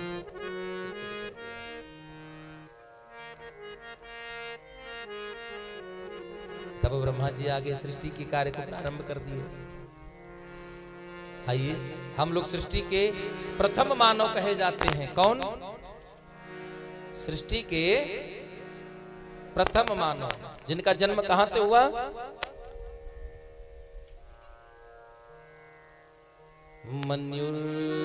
मनुर्महिनसो महाशिवरित ध्वज उग्ररेता भवो कालो वामदेवो धृतव्रतः। यहां दो सृष्टि किया ब्रह्मा जी ने मन से। अच्छा, पहले ब्रह्मा जी ने जिनको भी जन्म दिया अपने 10 मानस पुत्रों को जन्म दिया, सबको जन्म दिया और सारे लोगों से कहा कि सृष्टि को आगे बढ़ाओ, लेकिन कोई आगे बढ़ाने को तैयार नहीं हुआ। क्यों? क्योंकि सब साधु बाबा में थे। भगवान के कहने पर ब्रह्मा जी ने मन से सृष्टि को जन्म दिया। यहीं से मैथुनी सृष्टि प्रारंभ होगी। और ब्रह्मा जी ने मन से मनु जी और शरीर से शत्रुपा जी को जन्म दिया, जिससे जब ब्रह्मा जी ने अपने इन प्रथम 10 पुत्रों को, जिनको 10 मानस पुत्रों को जन्म दिया, उनसे कहा सृष्टि को आगे बढ़ाने में हमारा मदद करो, तो उन लोगों ने मना कर दिया। क्यों? तम स्वरूप प्रकाश मोह अहम भाग महाभाग, महामोह भोगेच्छा ताम मिश्रत, भोगेच्छा प्रतिघात क्रोध अंधता मिश्र। उनके नाश से मैं मरता हूं, यही मानव का भ्रम है और यही अज्ञान की 5 वृत्तियां हैं। फिर भगवान ने उन 5 वृत्तियों का निर्माण किया। और जब ब्रह्मा ने मन से जन्म लिए हुए सनक सनंदन सनातन और सनत कुमार को जन्म दे करके कहा कि सृष्टि के मामले में हमारी मदद करो, सृष्टि का बढ़ाओ आगे,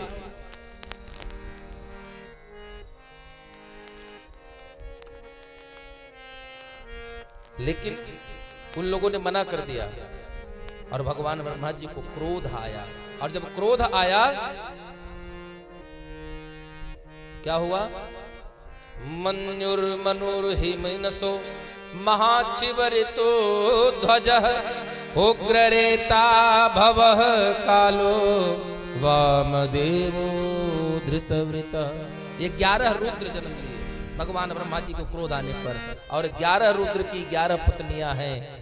धीर्वृत्तिरुसनोमा च नियुत सपरिरंबिका इरावती सुधा दीक्षा रुद्रान्यो रुद्रते स्त्रियः। ये 11 रुद्र की 11 रुद्रनियां हैं और इनके 11 स्थान बताए गए हैं। हृदय इंद्रियान्य सुजोर्म वायुरग्निर्जलम मही सूर्यश्चन्द्रस्तपश्चैव स्थानान्यग्रेकितानि मे। हृदय, इंद्रिय, प्राण, आकाश, वायु, अग्नि, जल, पृथ्वी, सूर्य, चंद्र और तप, ये 11 स्थान है। ये 11 स्थान है। ब्रह्मा जी अंत में जब वाराहतो को निर्गाद अंगुष्ठ परिमाणक, प्रमाण है नासारंध से, नास का छिद्र से अंगुष्ठ मात्र के बड़ा भगवान का जन्म हुआ, प्राकट हुआ। वहां से उन्होंने हिरण्याक्ष को वध किया। पृथ्वी को जल की सतह पर स्थित करने के बाद फिर ब्रह्मा जी से कहा कि अब मानसिक और शारीरिक दोनों सृष्टि को प्रकट करो, अर्थात मन से और शरीर से, जिससे मनु और शत्रुपा निकले। ये मनु शत्रुपा कौन है? स्वयंभू मनु अरो सतरूपा स्वयंभू सतरूपा स्वयंभू अरो सतरूपा जिनसे भय नर सृष्टि अनूपा जिनसे भय नर श्रेष्ठ अनूपा देवहूति पुनीता सुकुमारी देवाहुति पुनीता सुकुमारी जोरो निकल दम है प्रिय नारी जोरो निकल दम के प्रिय नारी जोरे से करदम के प्रिय नारी।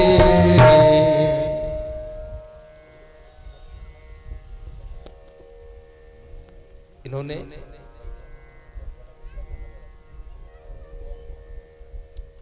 दो लोगों को जन्म दिया, मनु और शत्रुपा।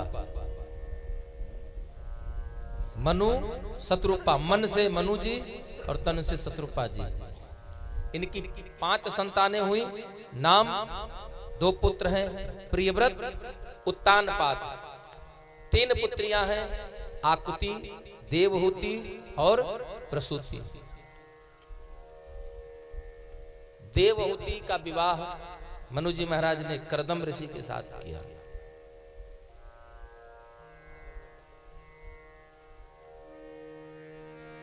इन्हीं के निवेदन पर ब्रह्मा जी के नासिका से 12 भगवान का प्राकट्य हुआ था। क्योंकि प्रजा आएगी तो प्रजा को रहने के लिए जगह चाहिए ना। और इन्हीं से जब देवहूति का विवाह करदम ऋषि के साथ हुआ तो करदम ऋषि के घर में भगवान कपिल का जन्म हुआ। कपिल भगवान ने 6 शास्त्र में एक शास्त्र है जिसका नाम है सांख्य शास्त्र। कपिल भगवान ने सांख्य शास्त्र को प्रकट करके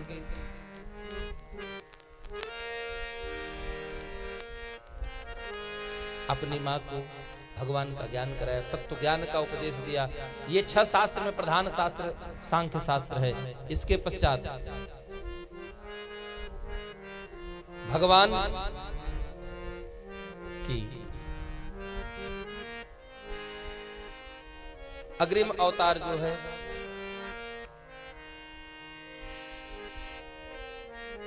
प्रथम अवतार सनक सनंदन सनातन सनत कुमार, दूसरा अवतार करदम वाराह भगवान, तीसरा अवतार करदम ऋषि के घर में कपिल मुनि के रूप में,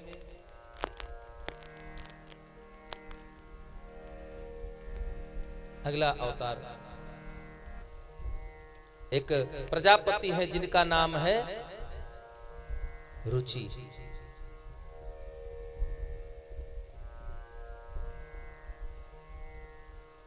जिनकी पत्नी का नाम आकुति। रुचि और आकुति के संयोग से उनके घर में भगवान जन्म लिए। सुयज्ञ नाम के पड़ा, सुयज्ञ नाम के देवता का जन्म हुआ, जिनका विवाह दक्षिणा देवी के साथ हुआ है। और दक्षिणा देवी नामक भार्या के और सुयज्ञ भगवान के संयोग से सुयम नाम के देवताओं को जन्म दिया, जिन्होंने आगे चल के सृष्टि के लिए बहुत बड़े बड़े काम किए। इन्हीं का नाम आगे चल करके हरि पड़ा। बोले हरि भगवान की जय। इसके पश्चात एक ऋषि है चित्रकूट में, जिनका नाम है अत्रि मुनि।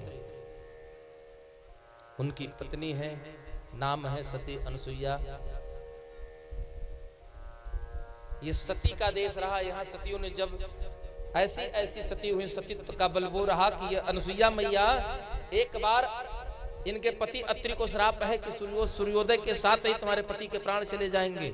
अत्रि मैया ब्रह्म मुहूर्त में जाकर गंगा स्नान करके हाथ में जल लेकर अंजलि में खड़ी हो गई, कहीं या तो आज का सूर्योदय नहीं होगा अन्यथा मेरे पति के प्राण नहीं जाएंगे, दो में से एक होगा।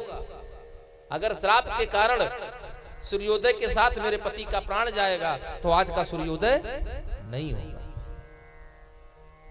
सूर्योदय रुक गया। अंत में देवता भागे भागे आए और देवता आकर के, सब लोग आकर के उनको वचन देते हैं कि नहीं, आपके पति के प्राण नहीं जाएंगे। तब मैया ने जब अंजलि का जल छोड़ा है तब सूर्य देव प्रकट हुए हैं और सृष्टि का कार्य आगे बढ़ा है। एक बार तीनों महादेवियां एक जगह बैठी हैं, ब्रह्माणी, रुद्राणी यानी माता पार्वती, माता सरस्वती और माता लक्ष्मी बैठी आपस में चर्चा कर रही हैं कि इस समग्र सृष्टि में हमसे बड़ा सती कोई और नहीं है। कथवा आप सबको पता है। तब तक वहां पहुंच गए नारद, जिसकी बात कभी रद्द ना हो सके। ऐसे नारद जी वहां पहुंचे। सतियों ने पूछा कि क्या हमसे भी ज्यादा बड़ा सती कोई है सृष्टि में? नारद भगवान कहे जाइए, जाकर देख लीजिए पृथ्वी पर, आपको भ्रम सारा मिट जाएगा। बोले कौन? बोले अत्रि प्रिया। ये वही देवी है सुरसरिधार नाव मंदाकिनी, सुरसरिधार नाव मंदाकिनी,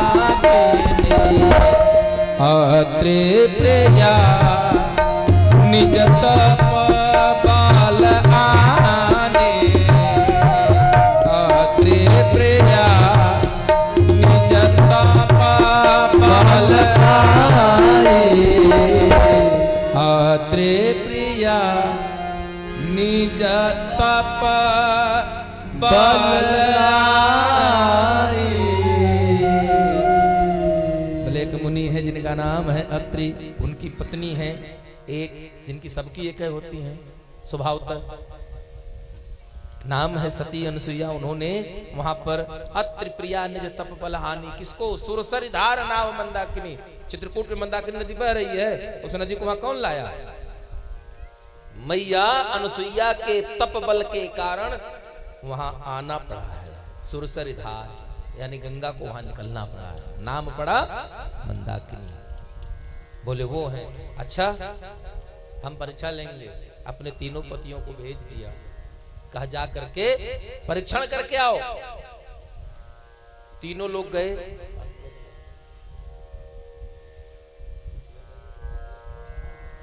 और जब तीनों लोग गए वहां तो उन्होंने अलख जगाया, भिक्षाम देहि, क्योंकि बटुक बनकर गए। सन्यासी के घर में, एक गृहस्थ संत के घर गए हैं। और गृहस्थी धर्म का प्रथम नियम, साईं या ठाकुर भगवन इतना दीजिए, जामे कुटुंब समाए, मैं भी भूखा ना रहूं, साधु ना भूखा जाए। यही हमारा परम धर्म है। अलख जगाया, भिक्षाम देहि। मैया निकली, बोले हमें भोजन प्रसाद पवान दीजिए। अनुसुईया मैया ने कहा ठीक है, आप क्षण भर इंतजार करिए, तनिक हम आपके भोजन प्रसादी अभी सिद्ध करके आपको भोजन प्रसादी पवाते हैं। प्रसादी तैयार हो गया, सिद्ध हो गया। आसन लगा, चौका लगा करके मैया ने सुंदर केले के पत्ते पर भोज लगाया। और जब भोग लगा दिया तो इन तीनों संतों ने शर्त रख दिया कि मैया हमें ऐसे नहीं भोज प्रसाद पाना है, हमें वस्त्र उतार करके आप भोजन कराइए। मैया अब संशय में पड़ गई। क्यों?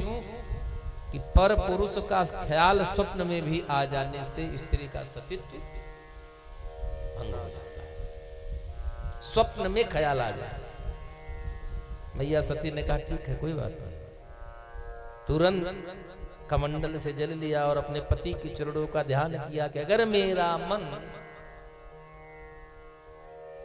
कभी भी भूल कर भी अपने पति के चरण से पृथक रहा हो या मेरी साधना में कमी हो तो नहीं, अन्यथा ये अभी तीनों के तीनों बालक हो जाएं। और तीनों लोगों के ऊपर जैसे जल पड़ा वैसे बालक हुए। मैया ने भूंदन उनको भोग कराया, छक करके आनंद से भोजन का प्रसाद लिया। और प्रसाद लेने के बाद कानन की कुटिया में फूलन को पालना, झूले तीनों देवता, हे झूले तीनों देवता, झूलाव मुनि लालना, झूले तीनों देवता, झूलाव मुनि लालना, झूले तीनों देवता। कानन की कुटिया में, कानन की कुटिया में झूलन को पालना, झूले तीनों देवता, झूलाव मुनि लालना, झूले तीनों देवता, झूलाव मुनि लालना, झूले तीनों देवता। जय हो।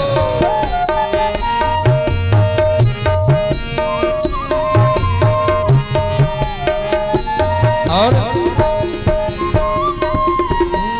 आज है त्रिदेव बनी बालक पधारे, आज है त्रिदेव बने बालक पधारे, नन्हे मुन्ने अनसुईया के आंखों के तारे, नन्हे मुन्ने अनसुईया के आंखों के तारे, चूम के सिखावे मातु, चूम के सिखावे मातु, घुटन से चालना, झूलते नो देवता, झूलावे मुनि लालना, झूलते नो देवता।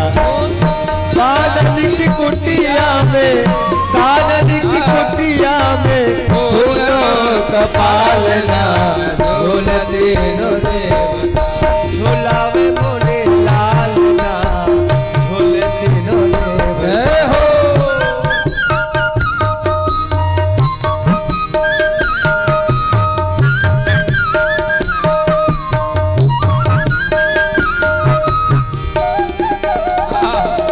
सभी लोग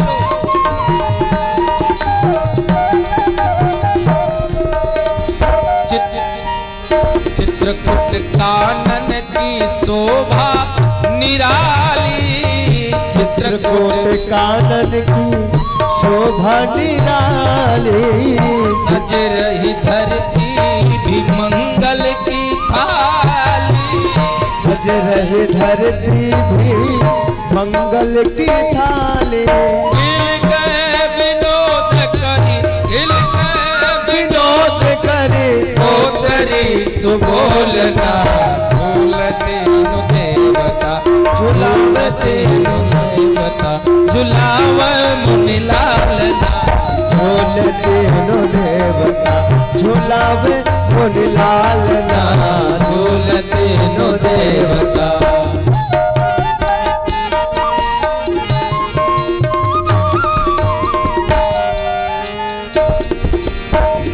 कब हो छंगले के मातु हलरावे, कब हो छंगल के मात हलरावे, कब हूँ पालने घाली झुलावे, कब पालन घाल लोरिया सुनावे, गिरधर आशीष, गिरधर आधीश मगन, गिरधर आशीष मगन सब तुलना, झूलते देवता, झुलावे मुनि लालना, झूलते नो देवता। ओ कानन की कुटिया में, कानन की कुटिया में फूल का पालना, झूलते नो देवता, झुलावे मुनि लालना, झूलते नो देवता।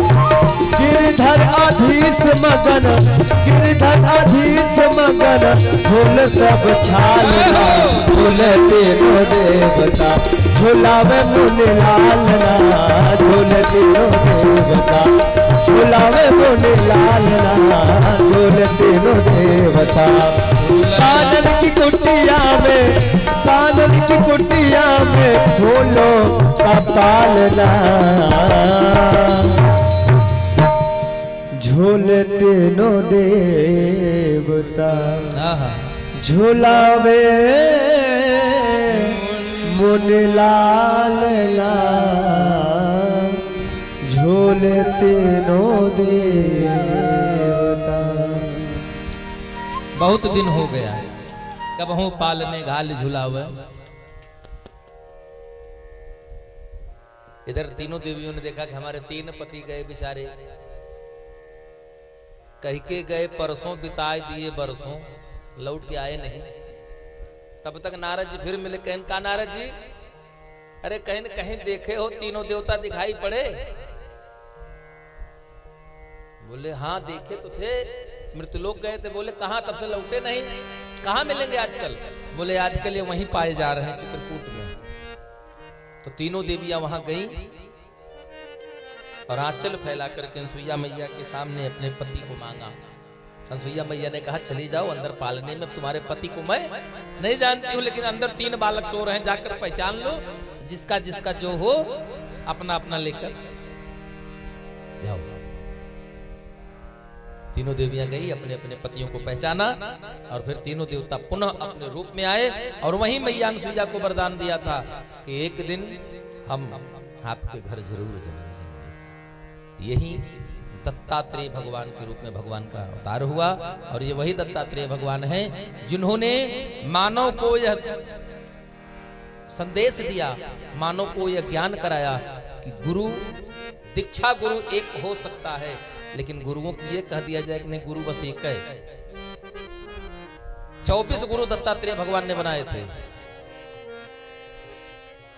लेकिन जो सदगुरु होता है, जो दीक्षा गुरु होता है, वो एक ही होता है।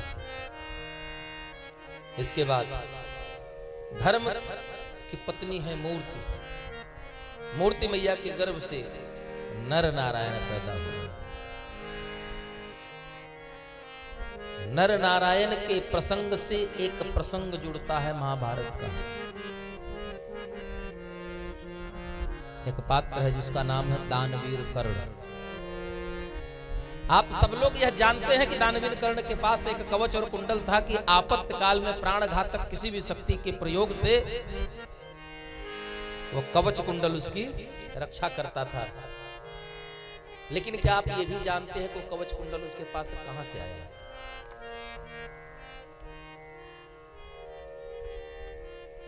और क्या कर्ण के पास एक ही कवच कुंडल जब मिला था तो क्या एक ही मिला था? कर्ण का पूर्व जन्म में नाम था सहस्रजित। कर्ण का पूर्व जन्म में नाम था, एक राजा है जिसका नाम है सहस्रजित। उसने भगवान सूर्य की उपासना किया और इतना कठिन तपस्या कर लिया कि भगवान सूर्य को प्रकट होकर के आना पड़ा। उसने कहा मुझे अमर बना दो। भगवान ने कहा इस धरती पर जन्म लेने वाला किसी भी योनि का कोई जीव अमर नहीं है, अपितु कुछ भी मांग लो। तो उसने वरदान में मांग लिया, मुझे ऐसा कवच कुंडल दो जिस कवच कुंडल को पहनने के बाद जिससे मैं युद्ध करूं, सामने वाला उस कवच कुंडल को तोड़ने में 99 वर्ष तक असफल रहे, और 99 वर्ष तक अगर वो जीवित रहा तब वो उस कवच कुंडल को तोड़ सकने में समर्थ हो, उसके हाथ से टूट जाए। लेकिन शर्त है कि जिसके हाथ से कवच टूटेगा, कवच के टूटने के साथ ही उसके जीवन की डोर भी टूट जाए, अर्थात उसकी मृत्यु हो जाए। भगवान ने कहा बस। बोला इतना ही नहीं है, ऐसे 1000 कवच कुंडल आप मुझे प्रदान करिए, तब तो मैं अपने आप को अमर मानूं। एक मिल गया मान लो 200-300 साल जिए वाला हो, मार दे।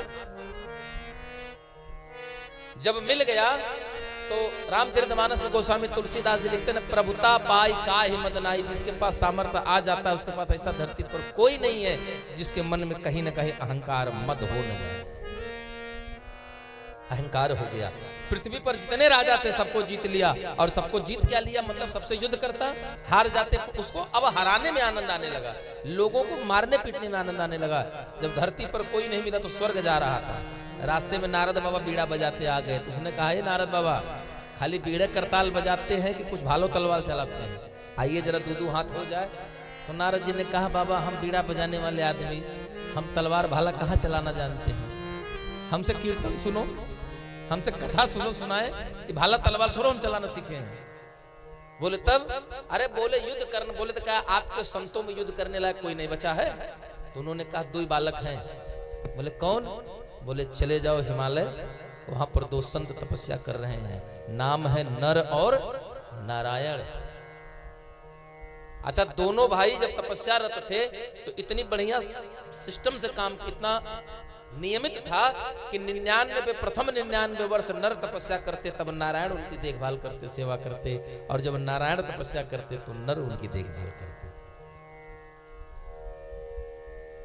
ऐसा करते करते करते करते पहुंचा वहां, युद्ध आरंभ हो गया। जिस समय नर तपस्या कर रहे थे नारायण जग रहे थे, नारायण से युद्ध हुआ, 99 वर्ष युद्ध चला। युद्ध चलने के बाद अंत में नारायण के हाथों उसका कवच टूटा। इधर 100वां वर्ष का प्रारंभ होना, नर की तपस्या टूटना, नारायण का मरना। नारायण के मरने के बाद नर जगे देखा, नर ने अपने तपबल के बल पर उसको पुनः जीवन प्रदान किया, और पुनर्जीवन दे करके नारायण अब उससे युद्ध करने लगे। नर क्रमशः एक बार नर युद्ध करते तो नारायण तपस्या में थे, नारायण युद्ध करते तो नर तपस्या करते, करते करते जब 999 टूट गया, एकमात्र बचा, तब वो समझ गया कि तो दोनों भाई मिलकर के हमको मार ही देंगे। आज जब कोई चारा नहीं चला तो मृत्यु लोक को छोड़ करके भगा। जब वो भगा तो नारायण पीछे पीछे चल पड़े, और भागते भागते जाकर के सूर्य का उपासक था, सूर्य भगवान के यहाँ अभय ले लेता है, छिप जाता है। ये वही सहस्त्रजित है जब माता कुंती ने सूर्य देव का आवाहन किया था दुर्वासा ऋषि के द्वारा दिए गए मंत्र के बल पर, ते देवता मंत्राधीनम। जब आए तो उन्होंने कहा मेरा आना विफल नहीं जाएगा, इसलिए ये बालक अब आप लेकर संभालिए, ये बालक आपका है। कौमार्यावस्था में कर्ण को प्रदान कर दिया।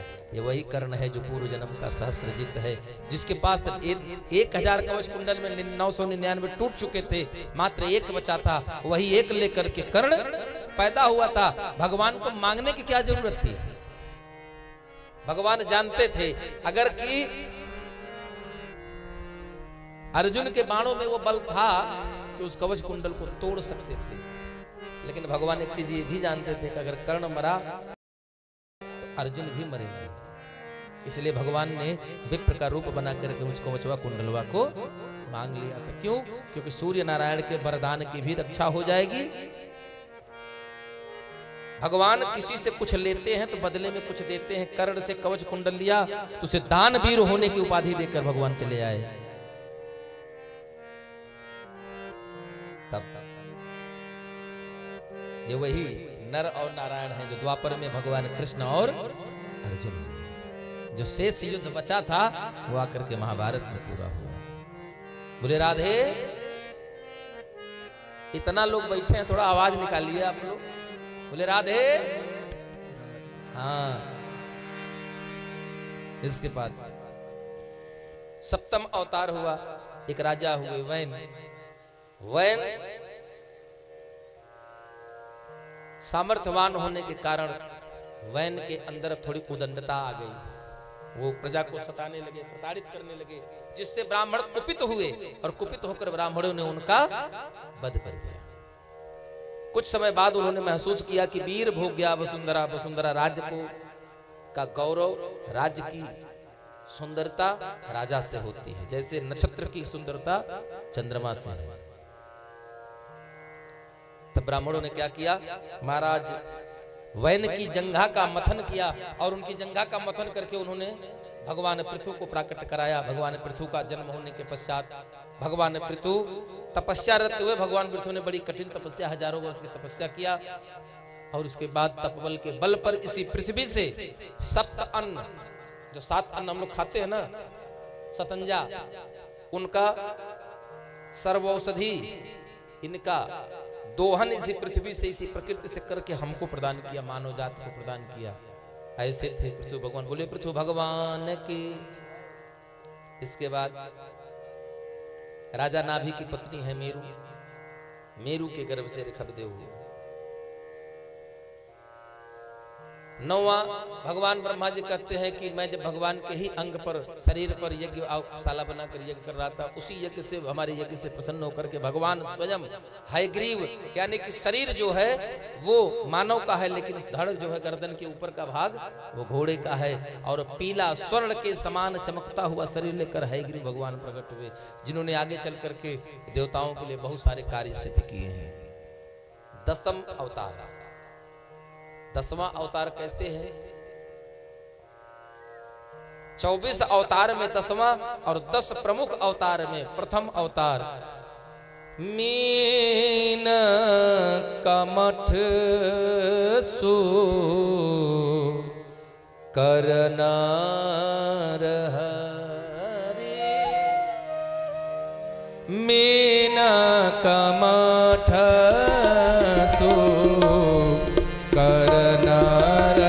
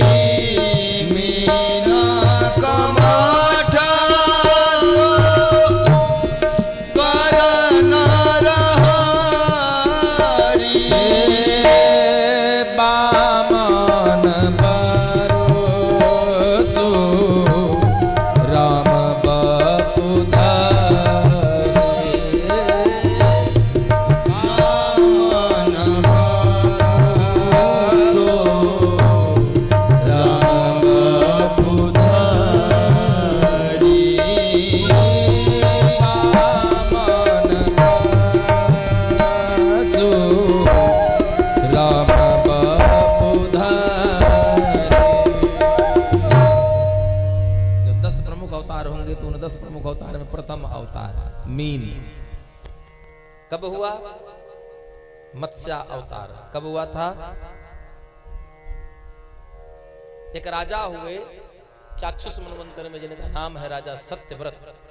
सत्यव्रत राजा, एक बार एक कथा आप लोग जानते हैं, छोटे छोटे प्राइमरी की किताबों में आया था कि एक राजा सरोवर में स्नान करने गए हैं, तालाब में, वहां उनकी अंजलि में जब जल उठाया तो एक छोटी सी मछली आ गई, और मछली आवाज देती कि राजन मेरी रक्षा करो, मेरी रक्षा करो।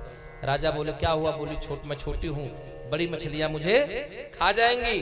राजा उसको लाए, अपने घर एक बड़े बर्तन पात्र में रख दिया, और जब राजा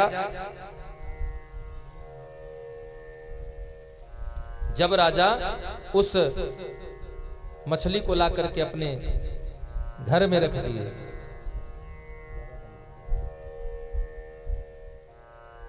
रात शाम को रखा, तब सुबह वह मछली फिर बोल पड़ी। क्या बोली? कि राजन, यह जगह मेरे लिए छोटी पड़ रही है, इसलिए कृपा करके मुझे इससे बड़े स्थान पर दीजिए। राजन लेकर गए, उसे कुएं में डलवाया, कुआं छोटा पड़ गया, नदी में डाला, नदी छोटा पड़ गया। तो उस मछली को लेकर के जब समुद्र में गए, समुद्र में छोड़ा, तो मछली गई, थोड़ी देर में घूम करके विराट स्वरूप लेकर बोली कि हे राजन, समय आने पर मैं जब प्रलय होगा उस समय आप सप्त अन्न सर्वौषधि सप्तऋषियों के साथ एक मजबूत नाव बनवा लेना, उस नाव में सवार होकर के समुद्र तल पर आ जाना, और उस समय जब प्रलय की आंधी चलेगी तो उसी समय में प्रकट होंगे एक मजबूत रस्सी के साथ। उस नौका की रस्सी को आप मेरे सींग में बांध देना, मैं आपको प्रलय से बचा ले चलूंगा। राजा सत्यव्रत ने ऐसा ही किया और ये वही सत्यव्रत राजा है जो त्रेता युग में आकर के मांगी नावन केवट आना, कहे तुम्हार मरम में,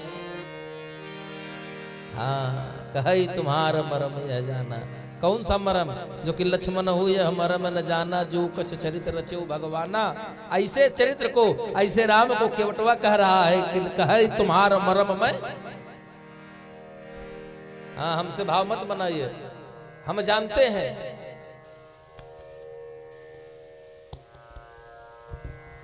इसलिए उस बार का राजा सत्यव्रत को बचाने के लिए भगवान ने मत्स्य अवतार लिए, 11वां अवतार।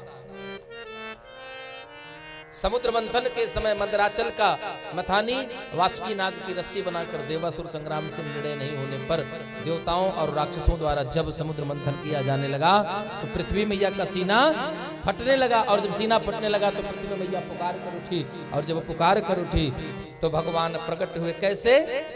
कच्छप, कछुआ का रूप लेके। कछुआ की पीठ मेरू बड़ी मजबूत होती है। अपनी पीठ पर मंदराचल को धारण किया और मथानी से समुद्र रत्न से निकला। 14 रत्न निकले, जिसमें से लक्ष्मी निकली, वो भगवान विष्णु के पास आई। ऐरावत निकला, इंद्र के पास गया। 14 रत्नों में मदिरा निकला। 14 रत्नों में अमृत लेकर के प्रकट हुए धन्वंतरी जी। और जब अमृत लेकर प्रकट हुए तो देवता और दानव दोनों लड़ने लगे। जब दोनों लड़ने लगे तो भगवान वहां फिर से प्रकट हुए।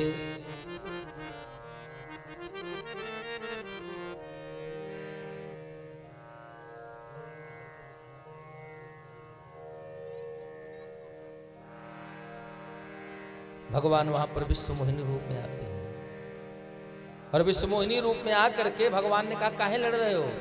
आओ मैं बंटवारा कर देती हूं। एक तरफ दानव, एक तरफ मानव, बीच में विश्व मोहिनी। एक तरफ अमृत का कलश, एक तरफ मदिरा का कलश। देने लगी देवताओं को अमृत और दैत्यों को मदिरा। एक राक्षस उठ करके आकर चुपके से बैठ गया देवताओं की पंगत में। इतने में चंद्रमा ने कह दिया, इशारा कर दिया, प्रभु यह राक्षस है। लेकिन भगवान के उस कलश से निकले हुए अमृत का घूंट उसके गले तक पहुंच चुका था। सुदर्शन चला, गर्दन कटी। वह राहु केतु हैं जो चंद्रमा को भी ग्रसते हैं। और जो गले तक अमृत की बूंद गई थी, वही 2 बूंद अमृत धरती पर गिरा, जिससे लहसुन और प्याज प्रकट हुआ है। इसीलिए लहसुन प्याज अमृत तो है, लेकिन राक्षस के मुख से होने के कारण, जूठा होने के कारण वो तामसी है, उत्तेजक है। इसके बाद भगवान नृसिंह का अवतार होता है। कब होता है? जो 2 राक्षस थे। कौन? द्वारपाल हरि के प्रिय 2, जय अरु विजय जान सबको। 2 राक्षस हुए, कनक कसिप अरु हाटक लोचन, जगत विदित सुरपति मद मोचन। 2 राक्षस हुए, हिरण्याक्ष और हिरण्यकश्यप। बड़ा भाई हिरण्याक्ष, छोटा भाई हिरण्यकश्यप। बड़ा भाई मारा गया भगवान के हाथों, हिरण्यकश्यप। अब भगवान विष्णु को अपना शत्रु मान करके उनसे बैर कर लेता है। लेकिन एक बार तपस्या करने चला गया। कौन? हिरण्यकश्यप। अपनी पत्नी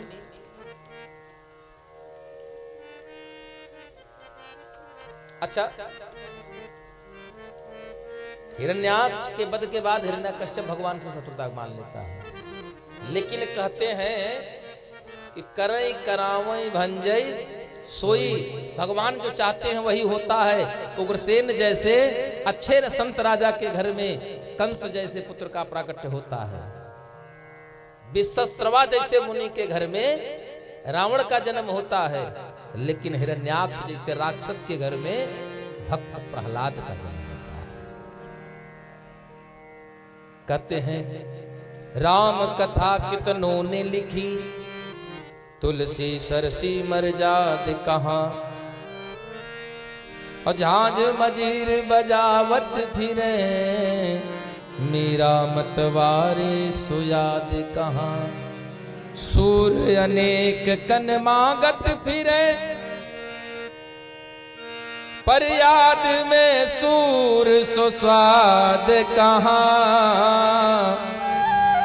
नरसिंह बसे प्रतिखंभन में, पर काढ़िब को प्रहलाद कहाँ।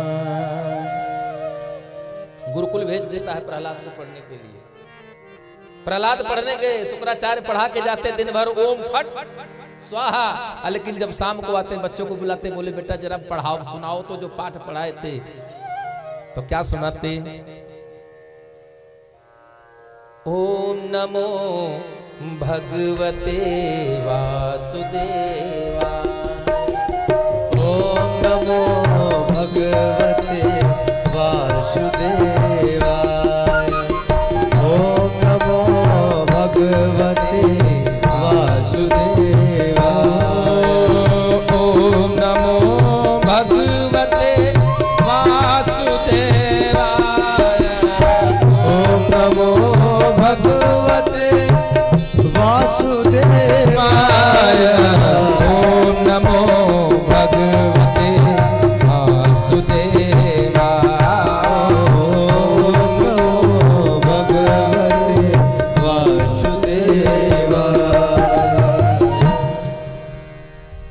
पढ़ा कर गए ओम फट तंत्र विद्या। अब आए तो सुन रहे हैं वैष्णव मन। एक दिन हुआ, 2 दिन हुआ, लेकर के आए, कहें महाराज इनको हम पढ़ा नहीं पाएंगे, क्योंकि जितना हम इनको पढ़ाते हैं इससे ज्यादा ही और बच्चों को पढ़ाने में लगे हैं। क्या पढ़ाते हैं? बोले तो भगवान विष्णु का जप पढ़ाते हैं, मंत्र पढ़ाते हैं। बोले इसलिए इनको यहाँ रखिए, नहीं तो पूरी दैत्य प्रजाति के बच्चे तो साधु हो जाएंगे, तंत्र विद्या कोई पढ़वे नहीं करेगा। प्रहलाद की बात पर बड़ा क्रोध आता है। उनके पिता हिरण्यकश्यप को मारने का प्रयास करते हैं, पहाड़ से फेंका, सांप से कटवाने का प्रयास किया, भूखे शेर के आगे डलवाया, मदमस्त हाथी के पैर के नीचे रखवाने का प्रयास किया। अंत में हिरण्यकश्यप की एक बहन है, नाम है होलिका। होलिका के पास एक वरदानी चद्दर है, उस चद्दर को उड़ करके बैठ जाती है, लेकिन कहते हैं ना करई करामोई बन जाई सोई, जो भगवान चाहते हैं वही होता है।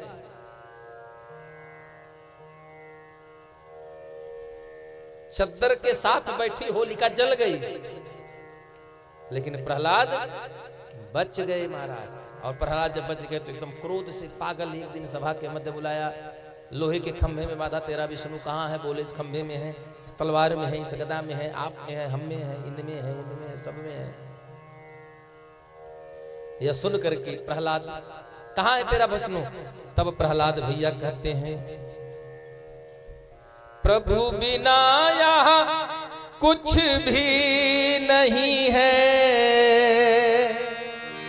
पिताजी हरि बिना यहाँ कुछ भी नहीं है, हरि है सब में समान, जगत के कण कण में भगवान, जगत के कण कण में भगवान, जगत के कण कण में भगवान, जगत के कण कण में भगवान।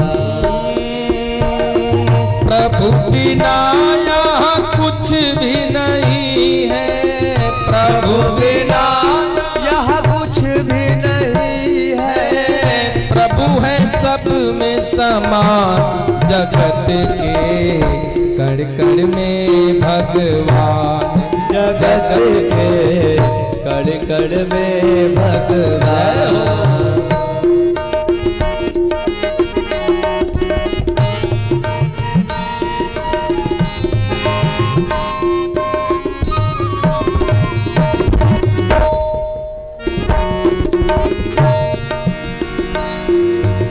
इस जीवन में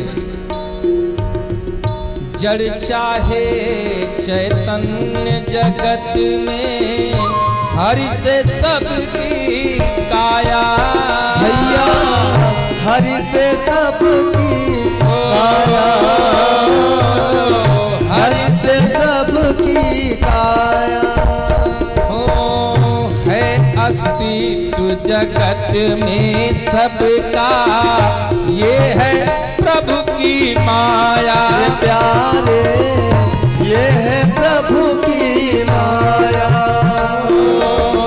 माया से काया को चलाते, माया से रात चला, माया से काया को चलाते, हरि है दया निधान जगत के। कड़ कड़ में भगवान जगत में, कड़ कड़ में भगवान। कुछ भी नहीं है हरि बिना, यहाँ कुछ भी नहीं है। हरि है सब में समान जगत में कड़ कड़ में भगवान, जगत के कड़ कड़ में भगवान। राधे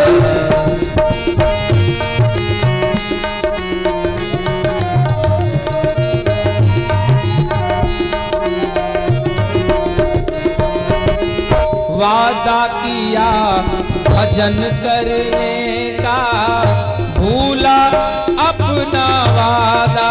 भैया भोला अपना भूल गया वादा। धर्म कर्म सब भूल गए हम, भूल गए मर्यादा। भैया भूल गए मर्यादा। लेकिन बिन सुमिरन के कभी ना होगा, बिन सुमिरन के कभी ना होगा। मानव का कल्याण जगत के कड़ कड़ में भगवान, जगत के कड़ कड़ में भगवान। हरि बिना यहाँ कुछ भी नहीं है, हरि बिना यहाँ कुछ भी नहीं है। हरि है सब में समान जगत के कड़ कड़ में भगवान, जगत के कड़ कड़ में भगवान। राधे जगत के कड़ कड़ में भगवान।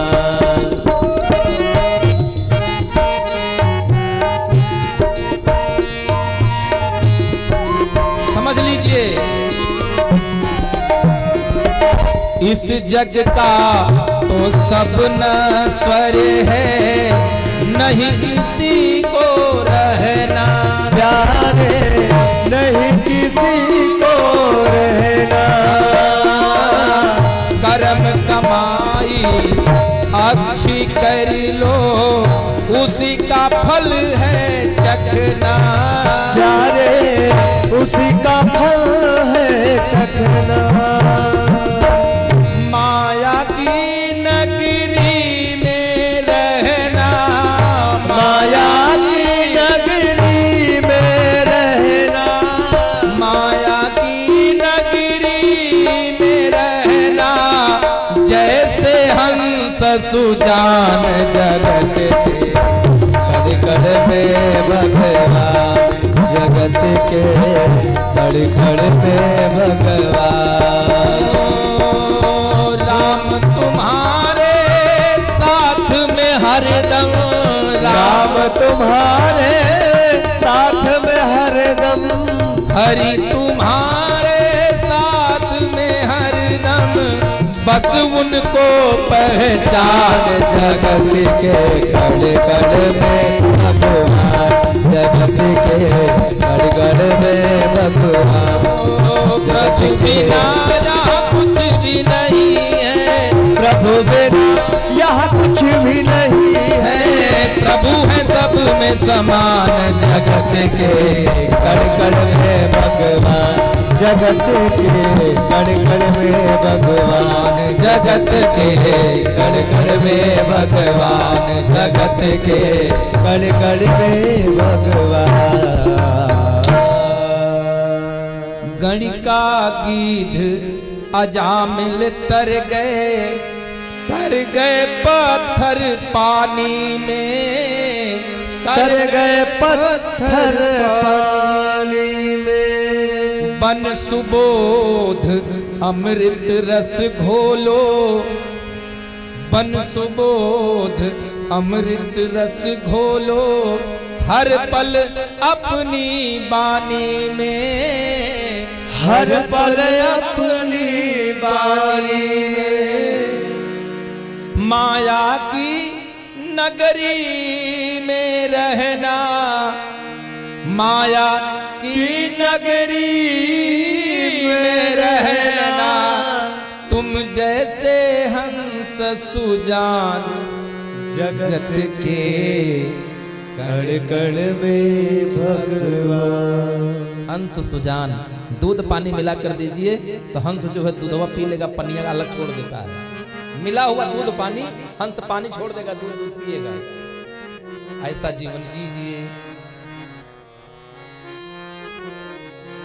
प्रहलाद को मारने के लिए हिरण्यकश्यप ने अपने गदा का प्रहार किया। जैसे गदा का प्रहार किया उसी समय भयंकर गर्जना, एक भयानक गर्जना के साथ महाराज नृसिंह का प्राकट्य होता है। नृसिंह भगवान प्रकट हुए और त्रिलोक कंपायमान हो गया। उनके रोम छिद्र से आग निकल रही है। एक झटके में हिरण्यकश्यप को पकड़ा, उठाया और अपने पैर जांघों पर टिका लिया।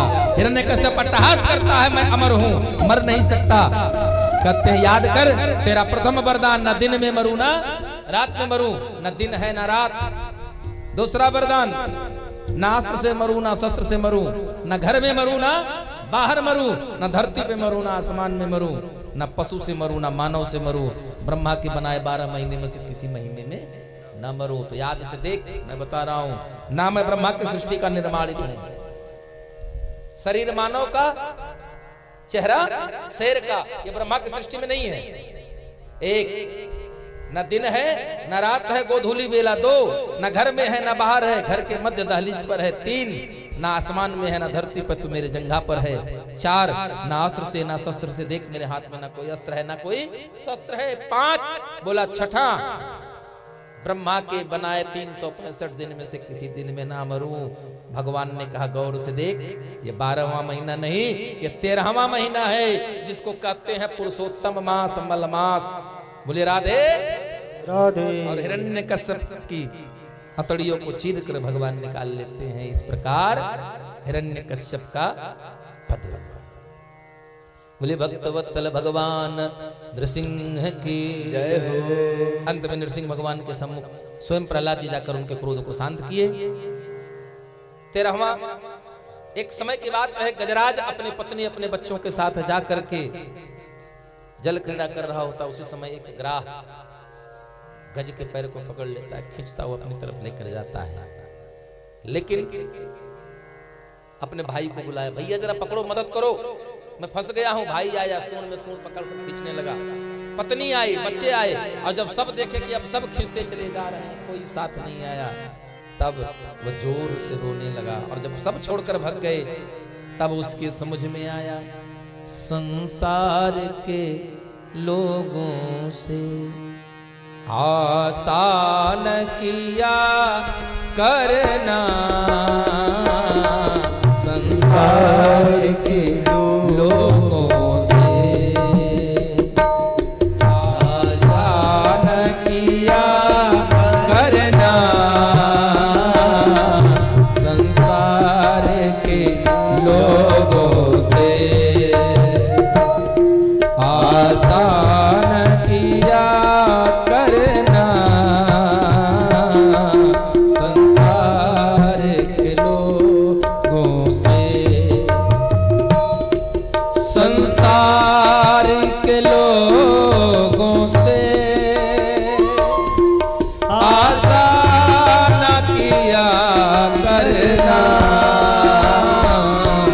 संसार के लोगों से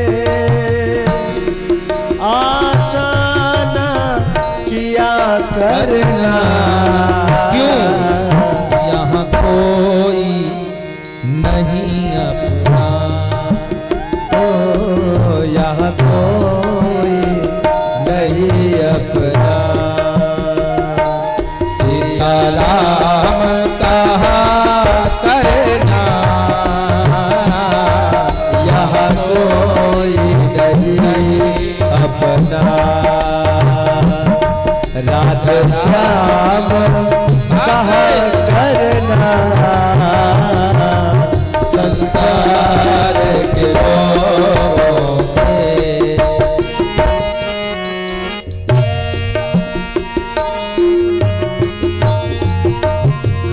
इस जीवन में ये दुनिया समुद्र है, और इस समुद्र में जीवन के समुद्र में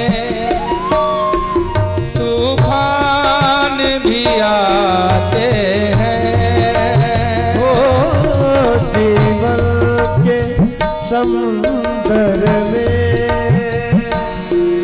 तूफान भी आते हैं। लेकिन जो उनको जपते हैं, प्रभु स्वयं बचाते हैं।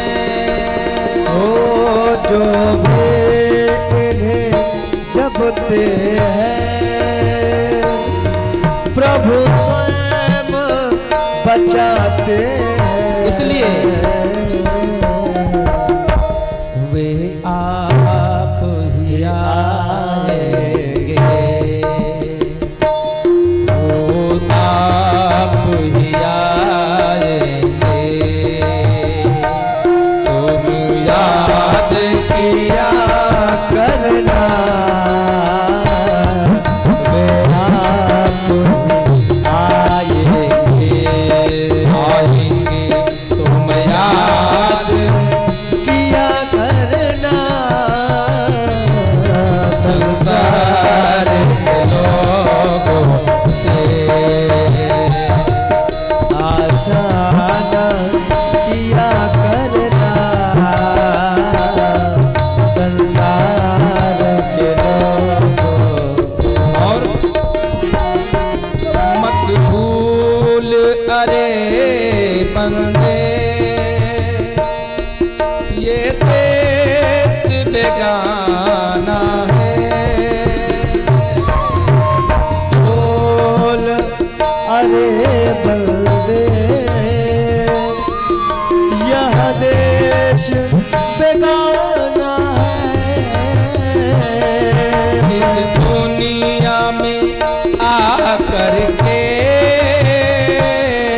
तुझे वापस जाना है।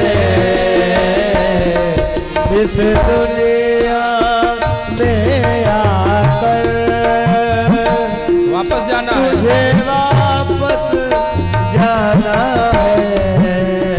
इसलिए माया के चक्कर से, माया के चक्कर से दिन रात बचा करना। माया के चक्कर से दिन रात बचा करना, संसार के लोगों से। आसान किया करना, संसार के लोगों सभी लोग से। आसान किया करना, यह कोई नहीं अपना, यह कोई नहीं अपना।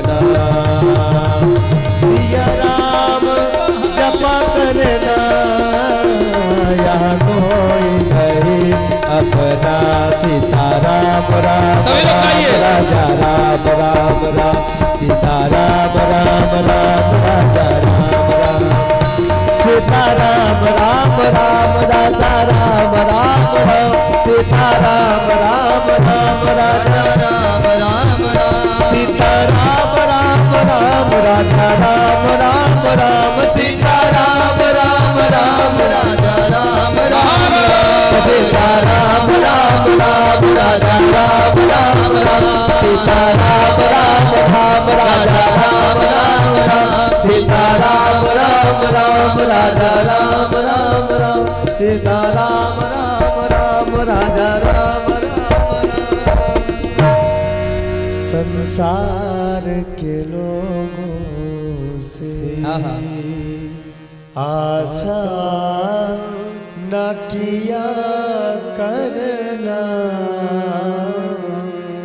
यहाँ कोई नहीं अपना, इसलिए सिया राम कहा करना संसार के लोगों से। बोले वृंदावन बिहारी लाल की जय।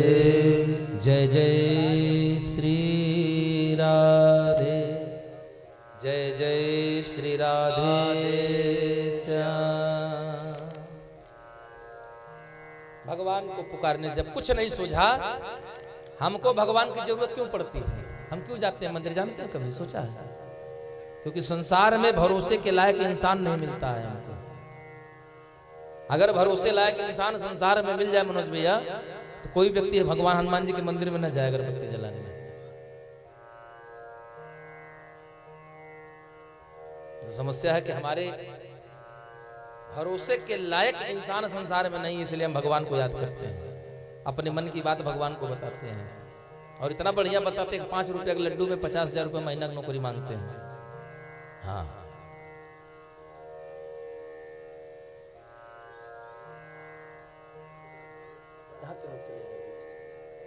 कौन बोला? बोली वृंदावन बिहारी लाल की।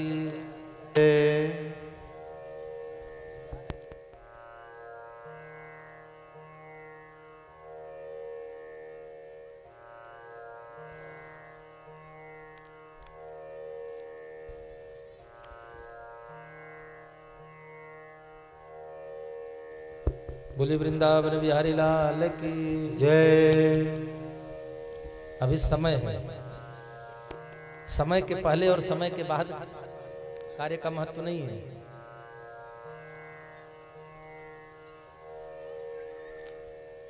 भगवान को पुकारा और भगवान कहते हैं, हमारे गुरुदेव भगवान कहते हैं, हा उचरो बैकुंठ में थी हाथी के पास। हाथी कहने में जितना शब्द लगता है, उससे कम समय लगा भगवान को बैकुंठ छोड़कर गजराज के पास पहुंचते ही। और गजराज के पास पहुंचते पहुंचते उन्होंने तुरंत सुदर्शन चक्र चला करके ग्राह के सर को काट दिया और गजेंद्र को मुक्त कराया, लेकिन मोक्ष कराया ग्राह का। नारद ने पूछा, कहा बा प्रभु, भक्त है गजराज और मोक्ष दे दिया ग्राह को, ये कैसा नियम है आपका?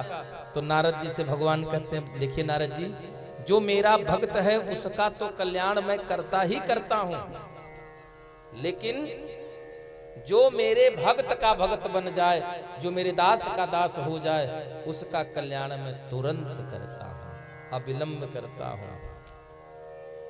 इस प्रकार भगवान हरि का अवतार हुआ। 14वां अवतार कश्यप अदिति महातप कीन्हा, तिन कह मैं पूरब बर दीना। तिनके गृह अवतरी हो जाई, और कश्यप अदिति के घर में भगवान वामन के रूप में अवतार लेते हैं। और किस प्रकार? वामन कहते हैं बौना जिसकी कुल लंबाई शरीर की मात्र 52 अंगुल की हो।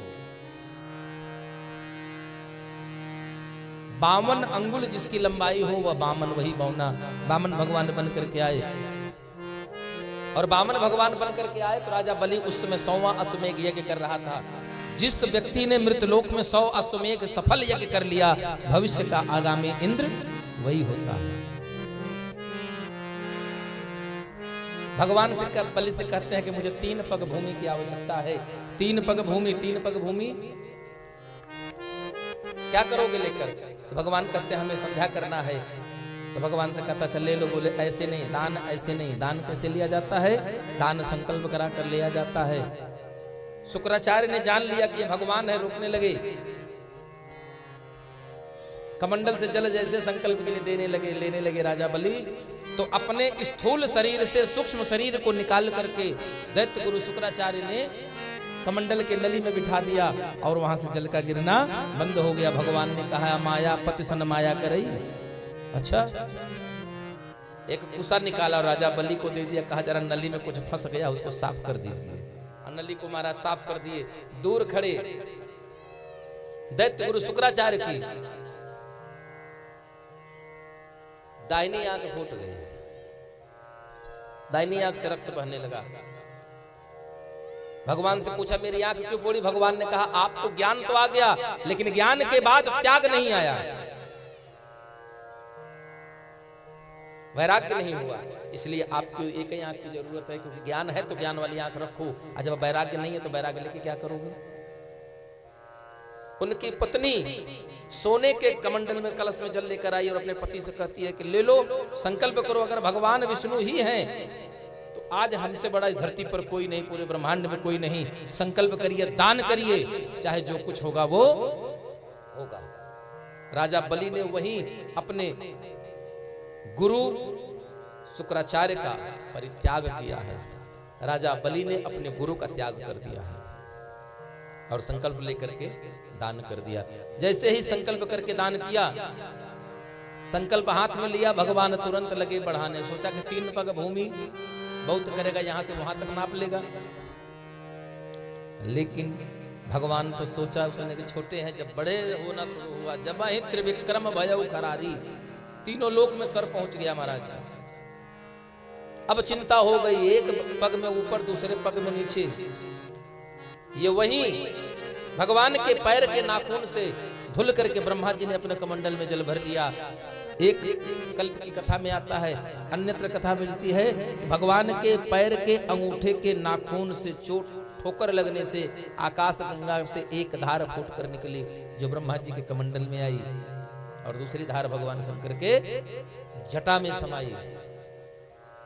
जेहि चरणन ते निकसी गंगा, शंकर जटा समाई। भजबन राम चरण सुखदाई। ऐसे भगवान 2 कदम हो गया, तीसरा कदम पैर उठाया, बोला बलि इसको कहां रखूं? राजा बलि ने कहा प्रभु सब कुछ तो चला गया, लेकिन अभी मेरी शरीर बची है। सर झुका दिया, सर पे पैर रखा, दान पूरा हो गया। खड़े हुआ बलि, हाथ जोड़कर मुस्कुरा कर पूछा प्रभु आप चाहते तो 1 कदम में तीनों को नाप लेते, आप चाहते तो 3 कदम में पूरी सृष्टि को नाप लेते, लेकिन आपने 2 ही कदम में क्यों नाप लिया? तीसरा क्यों नहीं नापा? भगवान बोले अरे जितना आया उतना नापे। बोले ना, मुझे पता है प्रभु, आप जानते हैं यह तामसी शरीर है, तामस तस्क साधन नहीं। प्रीति न पद सरोज मन माही। आपको पता है ये अहंकारी सर तामसी शरीर में है, आज नहीं तो कल ये फिर से सर उठा ही लेगा। क्या उठाएगा? कि मैंने भगवान को सब कुछ दान कर दिया, ये अहंकार युक्त मेरा सर कभी उठने ना पाए, इसलिए आपने तीसरा कदम रोक कर रखा और राजा बलि के ऊपर आपने अपना पैर रखकर उस बलि को भी कृतार्थ कर दिया। बलि से प्रसन्न होकर बलि को वरदान मांगने के लिए कहते हैं और आदेश करते हैं कि अपने समस्त राक्षस सेनाओं को लेकर पाताल में चले जाए। बलि से वरदान मांगने पर बलि कहता है जिस महल मेरा महल है वहां 10 दरवाजे हैं, और प्रभु मैं चाहता हूं कि मैं किसी भी महल से निकलूं, अपने महल के किसी भी दरवाजे से निकलूं। तो प्रभु सोकर उठने के बाद प्रथम दर्शन आपका हो। भगवान ने कहा तथास्तु। भगवान वहीं पहरेदारी करने लगे, चौकीदारी। मैया लक्ष्मी परेशान हो गई तो एक दिन आई, नारद जी से पूछा, नारद जी ने पता बताया, गए। सावन पूर्णिमा के दिन माता लक्ष्मी राजा बलि के हाथ में रक्षा बांध करके तब भगवान श्री हरि को वहां से लेकर आते हैं। इसीलिए हमारे आचार्य गण कहते हैं, ये न बद्धो बलि राजा दानवेंद्रो महाबल तेन त्वाम बदनामी माम रक्षेत मां चलह, रक्षेत मां चलह। वहीं से रक्षाबंधन की प्रथा प्रारंभ हुई। इसके पश्चात 16वां 15वां ये 3 अवतार तो समुद्र में हुए थे, कच्छप, विश्वमोहिनी और धन्वंतरी। अग्रिम अवतार 16वां जमदग्नि ऋषि का आश्रम है, उनकी पत्नी रेणुका, उनके गर्भ से परशुराम का जन्म हुआ। ये इतने पितृ आज्ञा भक्त थे कि जिन्होंने अपने पिता की आज्ञा पर अपनी माता का ही सर फरसे से काट दिया। इनके पास एक गाय थी कामधेनु, उस गाय को प्राप्त करने के लिए है वंशी राजा सहस्रार्जुन ने इनके पिता का वध कर दिया। वध करने के पश्चात गौ को छीन कर ले गया, लौट कर आए। इनकी मां ने बताया, रेणुका बताती है। और भगवान परशुराम अपने पिता के प्रतिशोध के लिए 21 बार भुजबल विपुल बार मही, हाँ, और लिखते भी हैं, सहस बाऊ समसोर मोरा, सहस बाऊ के समान मेरा शत्रु है वंश के क्षत्रियों का विनाश किया है, क्षत्रिय वंश का विनाश नहीं किया है, मात्र है वंशी ठाकुरों का विनाश किया है परशुराम ने। और जब भगवान राम परशुराम जी के आमना सामना होता है, धनुष टूटा, बहुत सब बात हुई, तो जब राम जी से तर्क वितर्क हुआ तो भगवान राम कहते हैं, विप्रवंश के औस प्रभुताई अभय होहि जे तुम्हाही डेराई। भगवान की यह बात सुनकर के उघरे पटल परसु ही धर के परशुराम के अंतर्मन के चक्षु खुल गए।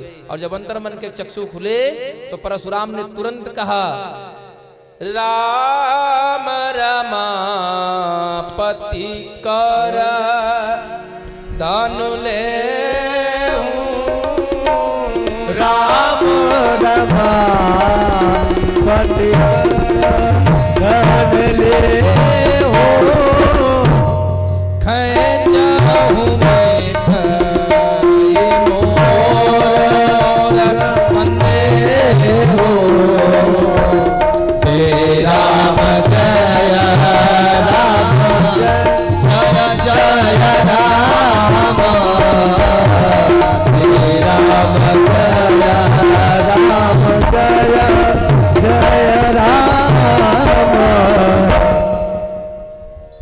ये लीजिए धनुष, लेकिन राम रमापति कर धन तोरा ले हूं और खैचऊ मिटई मोर संदेह। धनुष देना चाह रहे थे, लेकिन दे तो चाप आपू ही चली गए।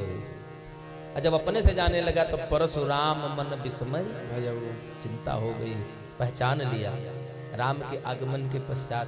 तब भगवान परशुराम कहते हैं, अब आप आ गए हो राम, अब आप धरती का कार्यभार देखिए, धर्म की रक्षा में मैं चला। महेंद्र पर्वत पर तपस्या करने चले गए। 17वां अवतार भगवान सूर्य के वंश में हमारे राम जी का अवतार हुआ है। और कैसे, हमने कल कहा था गोस्वामी तुलसीदास जी की लेखनी में, जब जहां एक शब्द से शुरुआत हुई वहां पर एक नई कथा का आरंभ हो गया। जैसे एक बार त्रेता युग माही शंभु गई कुंभज ऋषि पाही, ठीक वैसे ही एक बार त्रेता युग माही भय गलानी मोरे सुतना। एक बार भूपति एक बार भूपति मन माई भगलाने मोरे सुतनाई गुरु ग्रह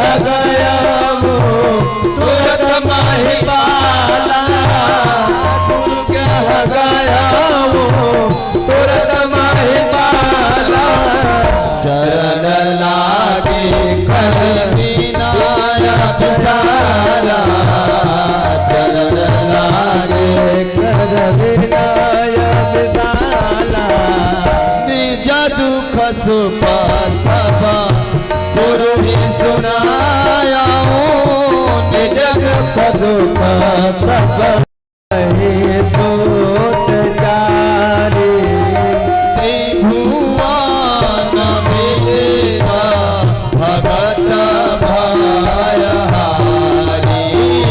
त्रिभुवन विदिता भगत भयहारी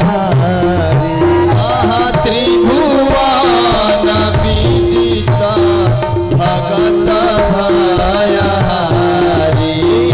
त्रिभुवन विदिता भगत भयहारी। है महाराज 60,000 वर्ष की आयु में महाराज दशरथ को चिंता हुई, ग्लानि हुई। क्या हुई?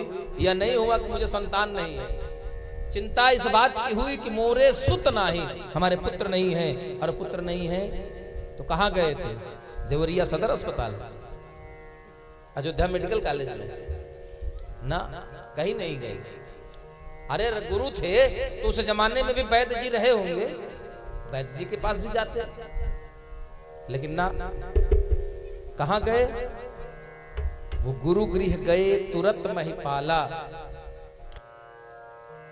करो, आने में विलंब कर दिया, चौथे पन में आए हो तो जाओ,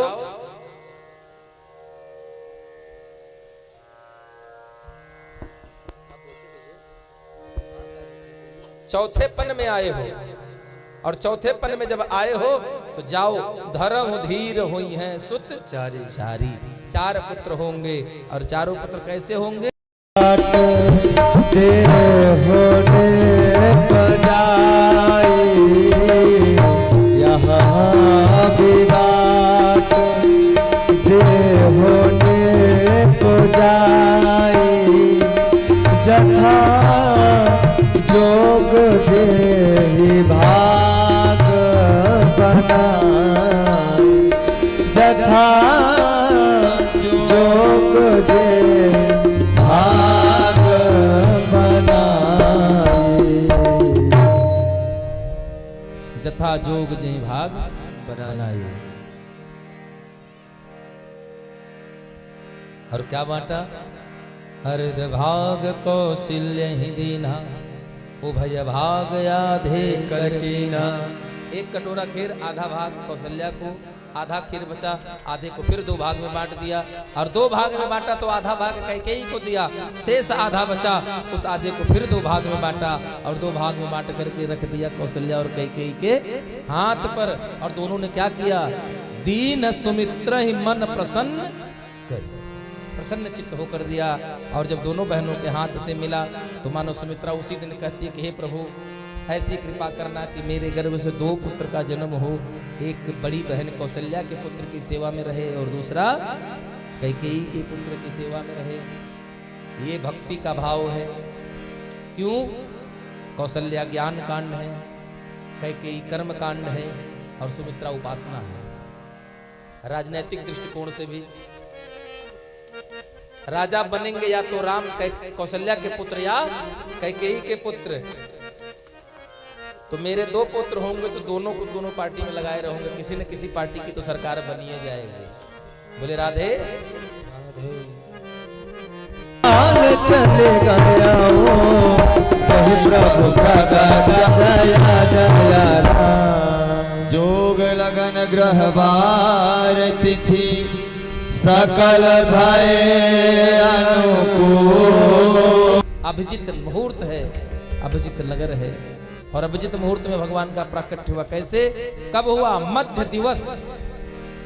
आइए को समय शीतल मांद सुरभि बहबाऊ, शीतल मांद सुरभ बहबाऊ, हरसित सुर संतन मन जाऊ, बन कुसुमित आनंद घट घट करई आनंदा, ताको नाम सच्चिदानंदा।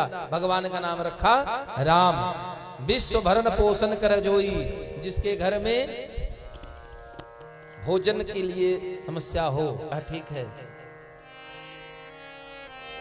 लगन पूछने पर कहा सब है तब है, जब हो जुबराज कौन राम।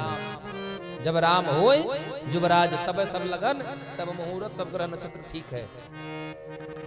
लेकिन भगवान राम को राजगद्दी नहीं हुई। एक राम अवधेश कुमारा, दूसरा एक अर्धालिए, दूसरा वनवास हुआ। तापस बेस विशेष उदासी, 14 बरस राम वनवासी। बन गए, वहां क्या हुआ?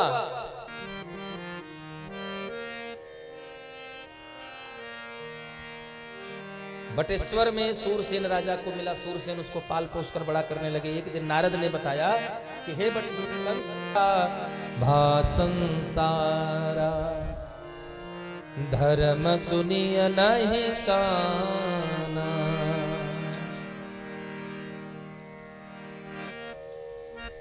ते ही बहु विधि त्रासय, देश निकासय। जो कह वेद पुराना, अस बहुविध त्रासय देश निकासय। किसको? जो राम राम कहते, जो रामायण पढ़ते, जो सुंदरकांड पढ़ ले, भगा देता था, नगर निकासित कर देता था। और सब लोग, सुखदेव जी कहते हैं, वसुदेव गृहे साक्षात भगवान पुरुषः पर जनिष्यते तत्प्रियार्थम संभवन्तु सुरत्रियः।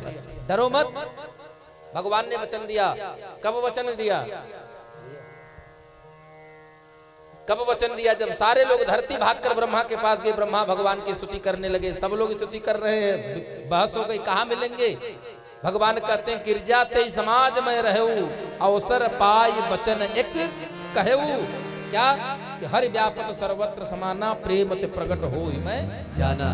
तो सब लोग मिल करके कहीं से भी पुकारो भगवान को। सब भगवान को पुकार रहे हैं।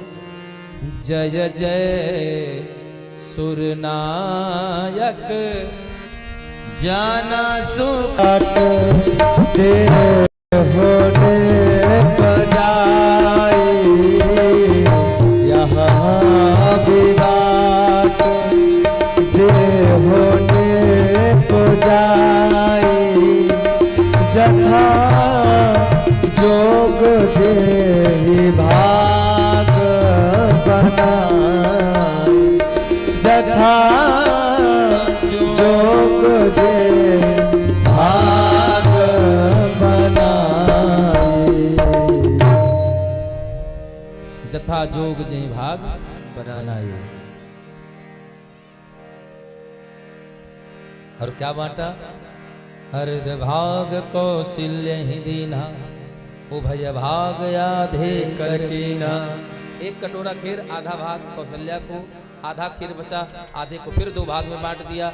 और 2 भाग में बांटा तो आधा भाग कैकेयी को दिया, शेष आधा बचा, उस आधे को फिर 2 भाग में बांटा। और 2 भाग में बांट करके रख दिया कौशल्या और कैकेयी के हाथ पर। और दोनों ने क्या किया?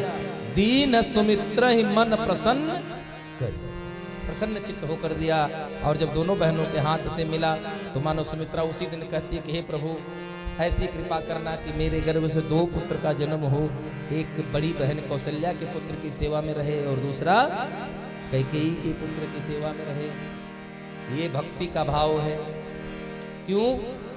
कौशल्या ज्ञान कांड है, कैकेयी कर्म कांड है और सुमित्रा उपासना है। राजनैतिक दृष्टिकोण से भी राजा बनेंगे या तो राम कौशल्या के पुत्र या कैकेयी के पुत्र। तो मेरे 2 पुत्र होंगे तो दोनों को दोनों पार्टी में लगाए रहूंगे, किसी न किसी पार्टी की तो सरकार बनिए जाएगी। बोले राधे राधे। समय आने पर खीर खाने के पश्चात जा दिन ते हरि गर्भ आए।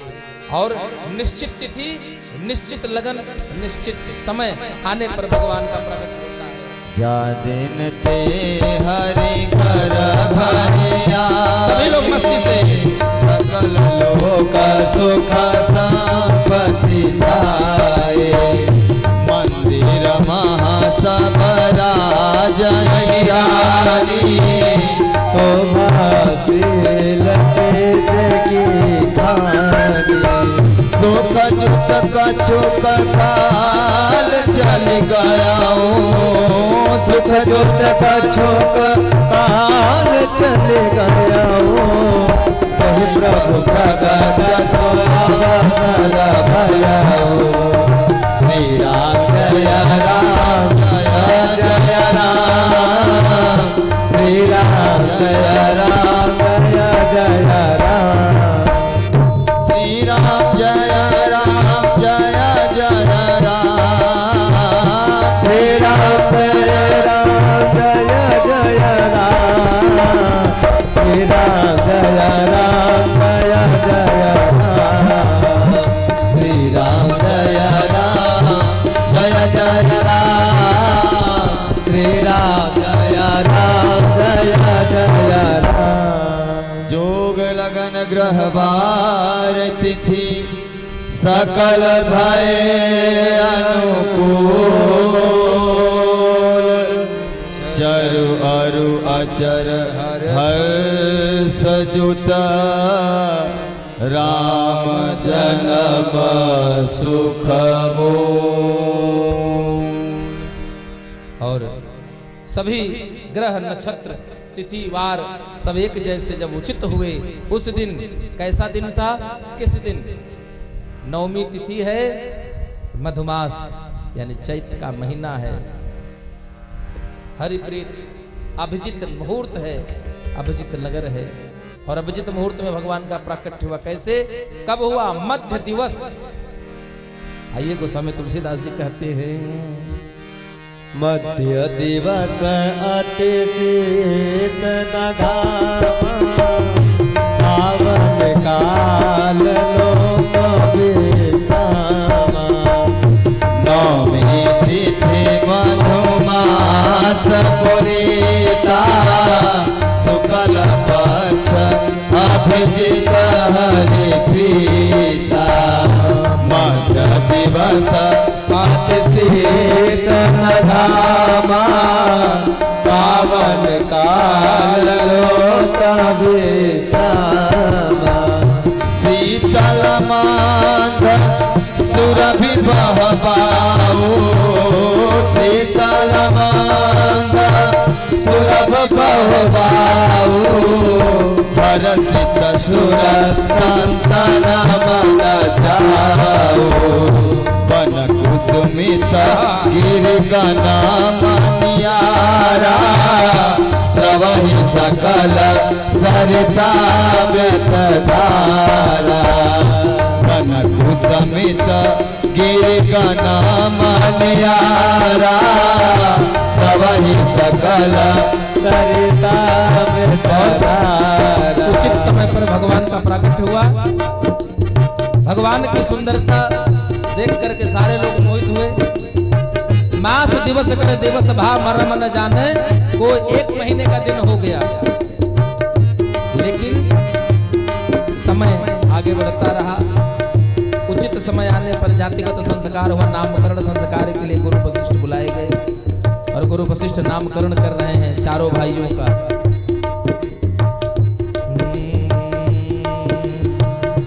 इनके नाम अनेक अनूपा मैंने कहा समते अनुरूपा इनके नाम अनेक अनूपा मैंने कहा समते अनुरूपा जो आनंद से तो सुख राशि करते त्रैलोक सुपासी सो सुख राम राम यस नामा पावन पावक विश्रामा विश्व भरण पोषण कर जोई ताकर नाम भरत सोई जाके सुमिरन तेरे पुनासा नाम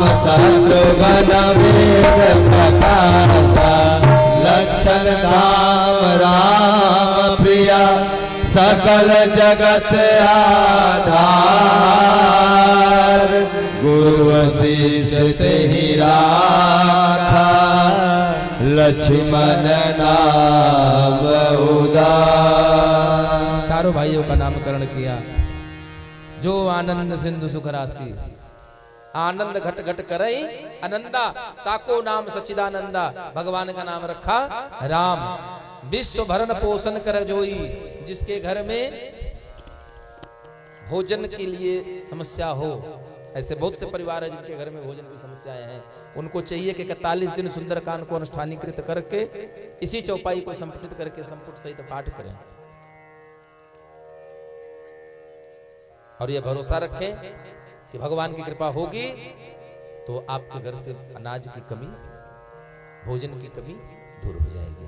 इसके पश्चात विश्व भरण पोषण कर, जो सकल भरण विश्व का भरण पोषण करता हो वो भरत जाके सुमिरन तेरे पुनासा।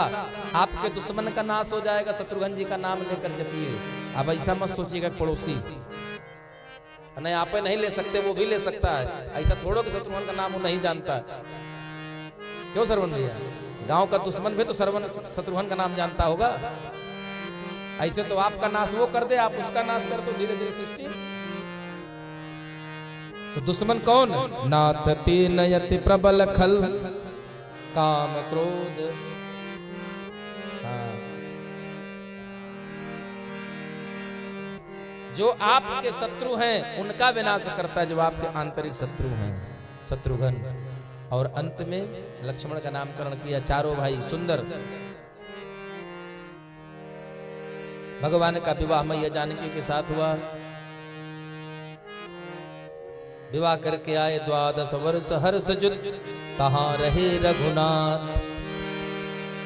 12 वर्ष रहे अयोध्या में। उसके बाद राजा दशरथ ने देखा कि कर्ण समीप भय श्रवण समीप भय सित केसा मनहु जठरपन अस उपदेशा। और राजा दशरथ ने गुरु वशिष्ठ को बुलाया, कहा राम को राजा बनाया जाए। गुरु वशिष्ठ ने कहा ठीक है। लगन पूछने पर कहा सब है तब है जब हो युवराज। कौन? राम। जब राम हो युवराज तब सब लगन, सब मुहूर्त, सब ग्रह नक्षत्र ठीक है। लेकिन भगवान राम को राजगद्दी नहीं हुई। एक राम अवधेश कुमारा। दूसरा एक अर्धालिए, दूसरा वनवास हुआ। तापस बेस विशेष उदासी 14 वर्ष राम वनवासी। बन गए। वहां क्या हुआ? नारी बिरह दुख लहे वो अपारा। पत्नी का हरण हो गया। किसने किया? रावण ने। और जब रावण ने हरण किया तो भयउ रोसरन रावण मारा। और जब रावण को मार दिया, लौट करके अयोध्या आए। राम राज बैठे त्रयलोका हर्षित भये गए सब शोका। भगवान राम फिर से राजा बने। ये सूर्यवंश में हुआ और अंतिम अवतार इसके पश्चात भगवान कृष्ण का होना है। कहाँ? जब 6 महीने मास दिवस 1 महीने का दिन हो गया, चंद्रमा शिकायत लेकर पहुंची तो भगवान ने कहा चिंता मत करो, इस बार मैं तुमको अपने साथ लगा लेता हूं, लेकिन अगली बार आपके समय में जन्म लूंगा, अगली बार अवतार लूंगा तो आपके वंश में। तो चंद्रवंश में अवतार लिया। जब चंद्रवंश की बारी आई तो परिचित हाथ जोड़कर कहते हैं कि महाराज आपने अभी तक तो जो कथा सुनाई सब छोटे छोटे में सुना दिया, इसलिए भगवान कृष्ण की कथा अब थोड़ा विस्तार से सुनाइए। परिचित कह रहे हैं कथितो वंश विस्तारो भवता सोम सूर्ययोः राज्ञाम चोभयवस्यानां चरितम परमाद्भुतम्। इस वंश की कथा को कृपया विस्तार पूर्वक कहें। तब सुखदेव जी कहते हैं कि एक राजा है चंद्रवंश में जिनका नाम है उग्रसेन। उग्रसेन दो भाई हैं, एक भाई उग्रसेन, दूसरा भाई देवक। देवक की ही पुत्री देवकी है और उग्रसेन का पुत्र कंस। उग्रसेन की पत्नी का नाम पवन रेखा। एक बार पवन रेखा अपने सखियों से जल क्रीड़ा करने गई हुई है। वहां एक गंधर्व है जिसका नाम है यक्ष, जिसका नाम है द्रमिला। द्रमिला अत्यंत सुंदर पवन रेखा को देख करके उसकी सुंदरता पर मोहित हो जाता है, उस पर आसक्ति आ जाती है और वह महाराज उग्रसेन का स्वरूप लेकर के पवन रेखा के साथ संसर्ग करता है, उसका सतीत्व भंग करता है। पवन रेखा जान जाती है, पवन रेखा जान के उसको श्राप देना चाहती है तो कहता, अरे मूर्ख, तू व्यर्थ में मुझे श्राप देना चाहती है, यह गर्भ नष्ट करेगी। इस गर्भ से जो बालक जन्म लेगा वो बहुत प्रतापी, बहुत बलवान होगा।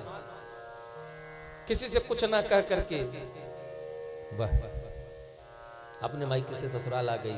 ससुराल में आए उग्रसेन से भी कुछ नहीं बनाया। जिस दिन से कंस का प्रादुर्भाव पवन रेखा के गर्भ में हुआ, उस दिन से मथुरा के नगर में तमाम प्रकार की बाधाएं उत्पन्न होने लगी। असमय वर्षा, भूकंप, तमाम आंधी तूफान। लेकिन एक दिन पवन रेखा के गर्भ से कंस का जन्म होता है। अत्यंत कष्ट देकर के भादो महीने की, कंस का जन्म भादो महीने में हुआ है। अपने मां को बहुत कष्ट देने के पश्चात जन्म हुआ है और जन्म लेने के बाद उसको कपड़े में लपेट कर एक नदी में बहा देती है। मार्ग में उग्रसेन जल में स्नान कर रहे हैं, उग्रसेन को मिला, उग्रसेन लेकर आए।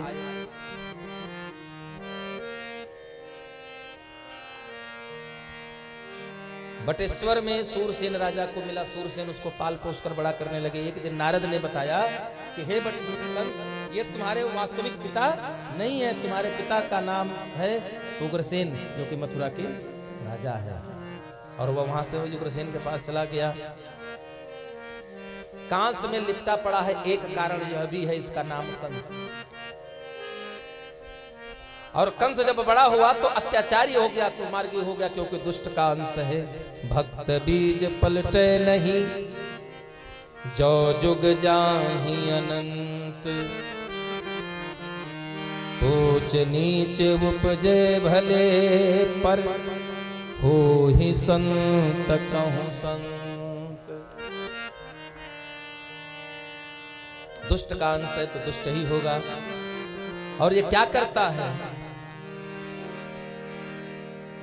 अस भ्रष्ट आचारा भासंसारा, धर्म सुनिय नहीं काना।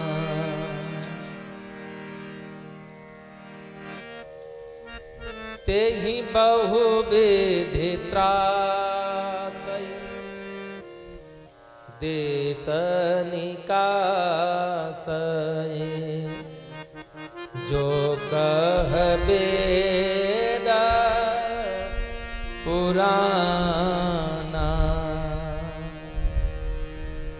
अस बहुविध त्रासय देश निकासय। किसको? जो राम राम कह दे, जो रामायण पढ़ दे, जो सुंदरकांड पढ़ ले, भगा देता था, नगर निकासित कर देता था। और सब लोग, सुखदेव जी कहते हैं, वसुदेव गृहे साक्षात भगवान पुरुषः पर जनिष्यते तत्प्रियार्थम संभवन्तु सुरत्रियः। डरो मत, भगवान ने वचन दिया। कब वचन दिया? कब वचन दिया? जब सारे लोग धरती भागकर ब्रह्मा के पास गए, ब्रह्मा भगवान की स्तुति करने लगे। सब लोग स्तुति कर रहे हैं, बहस हो गई, कहां मिलेंगे? भगवान कहते हैं, गिरजा ते समाज में रहू, अवसर पाई वचन एक कहू। क्या? कि हर व्यापत सर्वत्र समाना, प्रेम ते प्रकट हो मैं जाना। तो सब लोग मिल करके कहीं से भी पुकारो भगवान को। सब भगवान को पुकार रहे हैं। जय जय सुरनायक, ज्ञान सुखदायक, प्राणत पाल भगवान। जय जय जन सुखदायक प्रणत पाल भगवंता बुद्धि हितकारी जय असुरारी सिद्धोषता प्रिय कांता पालन सुर धरणी अद्भुत करणी पालन सुर धरणी अद्भुत करणी मरम न जानय कोई जो सहज कृपाला दीन दयाला करौ अनुग्रह जय जय अविनाशी सब घट बासी जय जय अविनाशी सब घटवासी भक्तराम अनुग्रह सो जय दीन पियारे वेद पुकारे द्रवं श्री भगवाना भव पारि भवंदरा सब विधि सुंदर गुण मंदिरा सुप्रबोधा मुनि सिद्ध सफल सुर परम भया तुर नमत नाथ पतकांता नमत नाथ पदकांता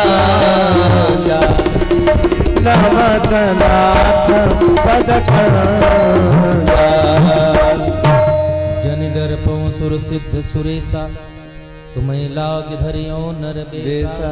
तुरंत आकाशवाणी हो गई और भगवान के पास की वाणी सुनकर के सभी लोगों को ब्रह्मा जी ने कहा चिंता मत करो, आपके हितार्थ भगवान अवतार लेंगे। और क्योंकि भगवान ने स्वयं भगवद गीता में कहा है परित्राणाय साधूनां विनाशाय च दुष्कृता धर्म संस्थापनार्थाय संभवामि युगे युगे। कंस अपनी चचेरी बहन त्रिदेवकी का विवाह महाराज वासुदेव के साथ कर देता है। वसुदेव के साथ करके उनको विदा किया। है गए चंदन हेम पट रतनयने कनदीन याचक सब परितोष के विदा बहिन कर की। खूब ज्यादा दान दहेज दिया। दान दहेज आज नहीं चलता, उस समय भी चलता था, क्योंकि दहेज का नाम है उपहार का नाम परिवर्तन हो गए दहेज लोग बता दिए। अपनी बहन को उपहार स्वरूप जो भी वस्तु में दी जाए, अब तो मांगा जाने लगा। कहना हमको बुलेट दे दो, अब 5 लाख रुपया है। विवाह करके चला, लेकर अपने हाथ से रथ लेकर चला। अंत में मार्ग में पहुंचा, नगर के बाहर कुछ ही दूर चला था, आवाज आकाशवाणी हो, अरे दुष्ट, हे मूर्ख, जिस बहन को तू इतने प्रेम से पहुंचाने जा रहा है, उसी बहन के अष्टम गर्भ से तेरा काल जन्म लेगा। और अष्टम गर्भ से काल जन्म लेगा यह सुनकर के दुष्ट व्यक्ति अपने मृत्यु से बहुत भयभीत रहता है। वो मरना नहीं चाहता। जो दुष्ट आत्मा होती है वो मारना चाहती है, लेकिन मरना तो चाहती है कि हम हजारों वर्ष जिए। तलवार लेकर खड़ा हुआ सत्यवादी वसुदेव जी खड़े होकर के कहे, भैया कृपया आप देवकी को आर्वत ना करें, मैं वचन देता हूं कि देवकी के गर्भ से जन्म लेने वाली हर संतान को लाकर आप दे दूंगा।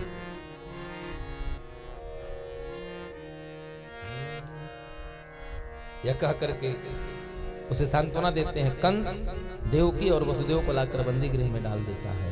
महाराज उग्रसेन को राजा पद से उतारकर स्वयं राजा बन बैठा। इसके बाद भगवान के माता पिता वसुदेव देव की जेल में बंद हैं। और जेल में बंद हैं, प्रथम पुत्र को जन्म दिया है, अपने वचन के अनुरूप ला करके प्रथम पुत्र को सौंप देते हैं। कंस उस बालक को देखता है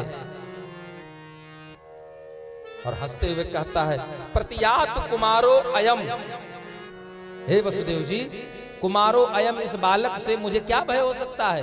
जिससे स्वयं देवता भयभीत होते हों, उसको इस बालक से भय होता है? ले जाओ इसे। लेकिन उसी समय वो चले गए, नारद आए। नारद आकर के कंस को एक अष्टदल कमल से समझा रहे हैं कि इसमें से पहला कौन सा है और आठवां कौन सा है। कंस जिसको पहला कहता, नारद उसको कहते तीसरा। कंस जिसको तीसरा कहता, नारद उसको कहते दूसरा, वो कहते पांचवा। यह स्थिति से कंस को समझ में आ गया और कि विष्णु माया है, उसकी माया है, छल देगा मुझे।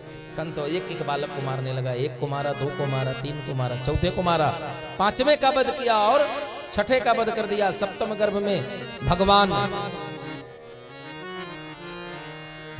बलराम जी का प्रादुर्भाव होता है। बलराम जी आए और बलराम जी को माया के बल से भगवान श्री कृष्ण के आने के पूर्व बलराम को आना है ना, क्योंकि रामावतार में लक्ष्मण में आए थे शेष जी, तो कहा बड़ा कष्ट हुआ, इस बार मैं बड़ा बनकर चलूंगा आगे, क्योंकि पिछली बार आप बड़े थे तो हमको कुछ करने नहीं दिए। आपके साथ बड़ा गलत हुआ, धर्म हुआ, मैंने सब बर्दाश्त किया, इस बार नहीं करूंगा, इसलिए इस बार आगे आगे मैं चलूंगा।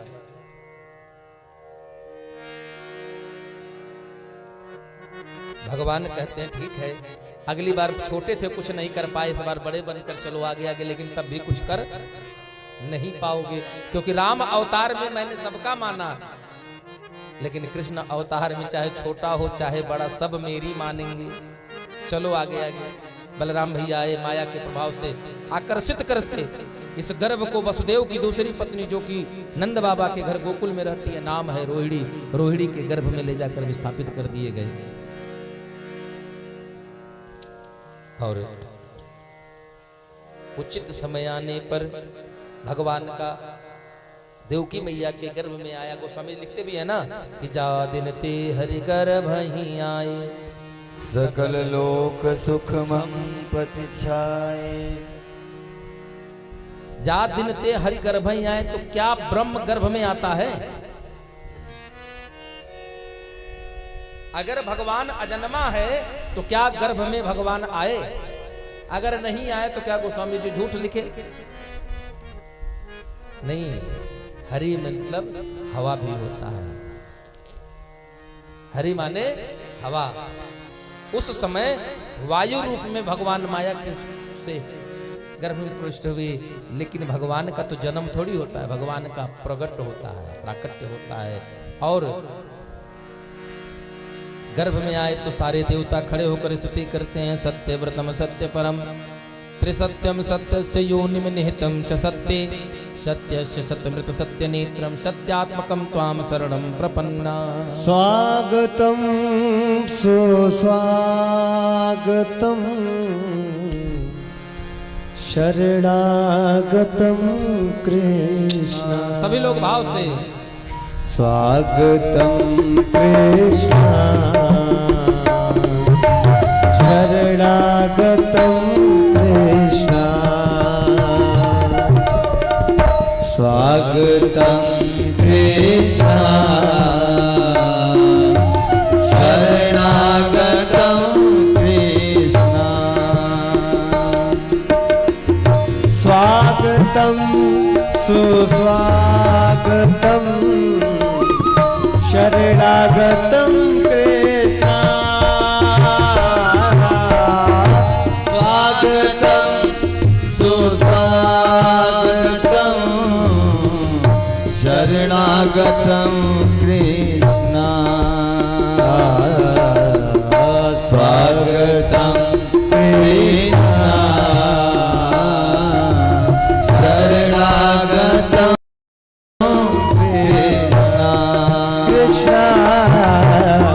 स्वागतम कृष्ण शरणागतम कृष्ण सत्यव्रतम सत्य परं त्रिसत्यं सत्यस्य योनि निहतं च सत्ये सत्यश्रुतं सत्य परं त्रिसत्यं सत्यस्य योनि निहतं च सत्ये सत्यस्य सत्यमृतं सत्यनेत्रं सत्यात्मकं त्वां शरणं प्रपन्ना स्वागतं कृष्ण शरणागतं कृष्ण कृष्ण स्वागतं कृष्ण शरणागतं कृष्ण राधे श्याम राधे श्याम राधे श्याम राधे श्याम राधे श्याम राधे श्याम राधे श्याम राधे श्याम। और सभी लोग कहिए, सब लोग बुलाइए भगवान को। स्वागतम कृष्ण शरणागतम कृष्ण कृष्ण स्वागतम कृष्ण शरणागतम कृष्ण। और सारे लोग मीठे भाव से दोनों हाथों को खोल करके ताली बजाते हुए भगवान को बुलाएंगे। कहेंगे क्या? सुनी है गोकुल नगरिया, आजा आजा समरिया। सुनी है गोकुल नगरिया, आजा आजा समरिया। सुनी है गोकुल नगरिया, आजा आजा आजा आजा समरिया। आजा आजा समरिया, आजा आजा समरिया, आजा आजा समरिया, आजा आजा समरिया। सुनी है गोकुल नगरिया, ओ आजा आजा समरिया। सुनी है गोकुल नगरिया, आजा आजा समरिया।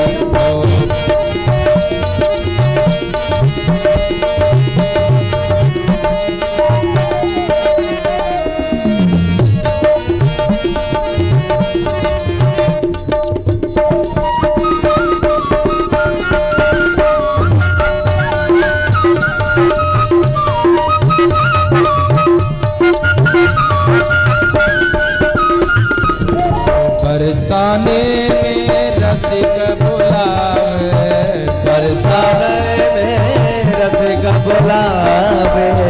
आजा समरिया सखिया देखे नगरिया, आजा आजा सवरिया। सुनी है गोकुल नगरिया, आजा आजा सवरिया। सुनी है गोकुल नगरिया, आजा आजा नगरिया।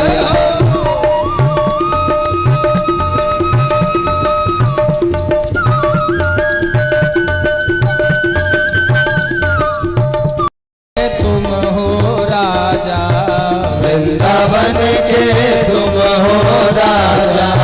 तुम हो राजा कान्हा, तुम हो राजा। तुम हो राजा कान्हा, तुम हो राजा। वृंदावन के तुम हो राजा, वृंदावन के तुम हो राजा। भक्तों को अब तरस दिखा जा, भक्तों को अब दरस दिखा जा। आके बजा जा मुरलिया, आके बजा जा मुरलिया। आजा आजा समरिया। सुनी है गोकुल नगरिया, आजा आजा सवरिया। सुनी है गोकुल नगरिया, आजा आजा समरिया। सुनी है गोकुल नगरिया, आजा आजा सवरिया। सुनी है गोकुल नगरिया, आजा आजा सवरिया, आजा आजा सवरिया, आजा आजा सवरिया। इस प्रकार बंदीगिरी में भगवान कृष्ण का प्राकट्य हुआ। आइए। नंद के आनंद भयो जय कन्हैया लाल की, नंद घन आनंद भयो जय कन्हैया लाल की। बोल नंद के लाला की जय हो। बधाई हो। आज सभी को बधाई हो कृष्ण जन्म उत्सव की। हो नंद के आनंद भयो जय कन्हैया लाल की, नंद घन आनंद भयो जय कन्हैया लाल की, जय कन्हैया लाल की, जय दाऊ दयाल की, जय कन्हैया लाल की, जय दाऊ दयाल की, जय दाऊ दयाल की। हो नंद दयानंद भयो जय कन्हैया लाल की, नंद दयानंद भयो जय कन्हैया लाल की, नंद दयानंद भयो जय कन्हैया लाल की। गणपति में हाथी घोड़ा गणपति पाल की, गणपति की हाथी घोड़ा गणपति पाल की, गणपति ने हाथी घोड़ा गणपति पाल की, गणपति ने हाथी घोड़ा गणपति पाल की। अरे नंद घया नंद भयो नंद घया नंद भयो जय कन्हैया लाल की, नंद घया नंद भयो जय कन्हैया लाल की, नंद घया नंद भयो जय कन्हैया लाल की। नंद घया नंद भयो जय कन्हैया लाल की।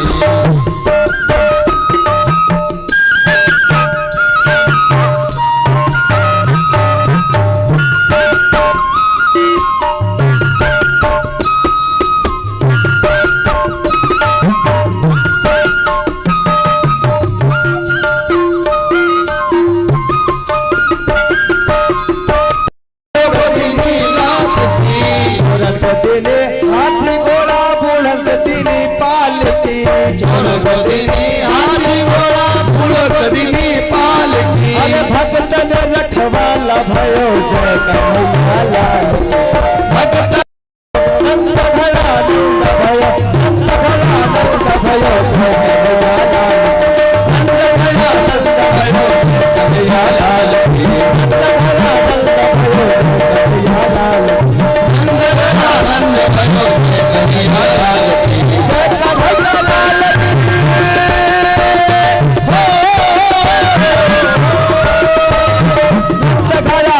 की। नंद घया नंद भयो जय कन्हैया लाल की, नंद घया नंद भयो जय कन्हैया लाल की, नंद घया नंद भयो जय कन्हैया लाल की, नंद घया नंद भयो जय कन्हैया लाल की, नंद भयो जय कन्हैया लाल की। नंद घया नंद भयो जय कन्हैया लाल की। बोले नंद के लाला की जय हो। और आइए हम लोग भगवान का सुंदर प्राकट्य हुआ। अब उत्सव की चलब चलते हैं। आप सभी भक्त अपने यथास्थान पर बैठे रहिएगा। भगवान अपने बाल स्वरूप में सभी भक्तों के पास तक जाएंगे, सबको दर्शन देंगे। तत्पश्चात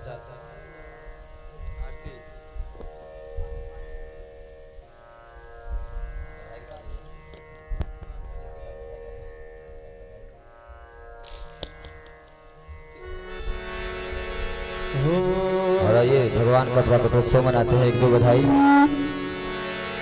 बधैया बाजे आंगन में, बधैया बाजे आंगन में, बधैया बाजे आंगन में, बधैया बाजे आंगन में, बधैया बाजे सहनैया बाजे, बधैया बाजे शहनैया बाजे आंगन प्रमोदा गण नाचे, प्रेम भरी प्रमोदावन नाचे, गोपुर बांधे गोपुर बांधे पायल में, बधैया बाजे नित द्वारे में, बधैया बाजे नंद महल में, बधैया बाजे नंद महल में, प्रगटे कुंवर कन्हैया, ओ प्रगटे कुंवर कन्हैया, नंद घर बाजे बधैया। प्रगटे कुंवर कन्हैया, नंद घर बाजे बधैया। बाजे बधैया हो बाजे बधैया, बाजे बधैया हो बाजे बधैया। प्रगटे कुंवर कन्हैया, नंद घर बाजे बधैया। प्रगटे कुंवर कन्हैया, नंद घर बाजे बधैया। महल महल बिच नौबत बाजे, महल महल बिच नौबत बाजे। महल महल बिच। और नंद बाबा और भैया यशोदा जी मंच पे आ जाएं तो हम सभी लोग को बधाई देंगे, निछावर करेंगे। बाबा जी लुटावे अन धन सोनवा, बाबा जी लुटावे अन धन सोनवा, अन धन सोनवा, अन धन सोनवा, अन धन सोनवा हो, अन धन सोनवा। और सर्वप्रथम बधाई नंद बाबा की तरफ से और हम लोगों की तरफ से सर्वप्रथम व्यासदेव महाराज जी की बधाई आएगी। महाराज जी बधाई था।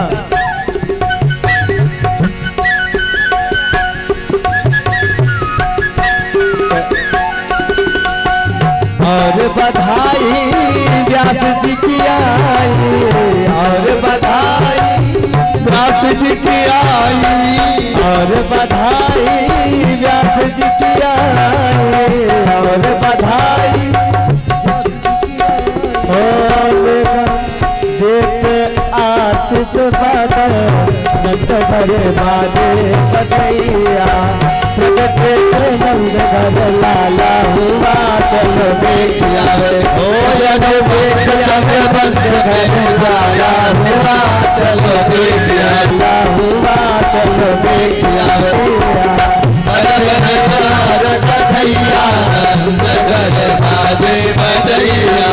ओ चलो देख आवे नंद घर लाला हुआ चलो देख आवे। ओ रघुवीर चंद्र वंश में लाला हुआ चलो देख आवे। आज नंद कन से दाऊ जाला हुआ चलो देख आवे। चलो देख आवे नंद घर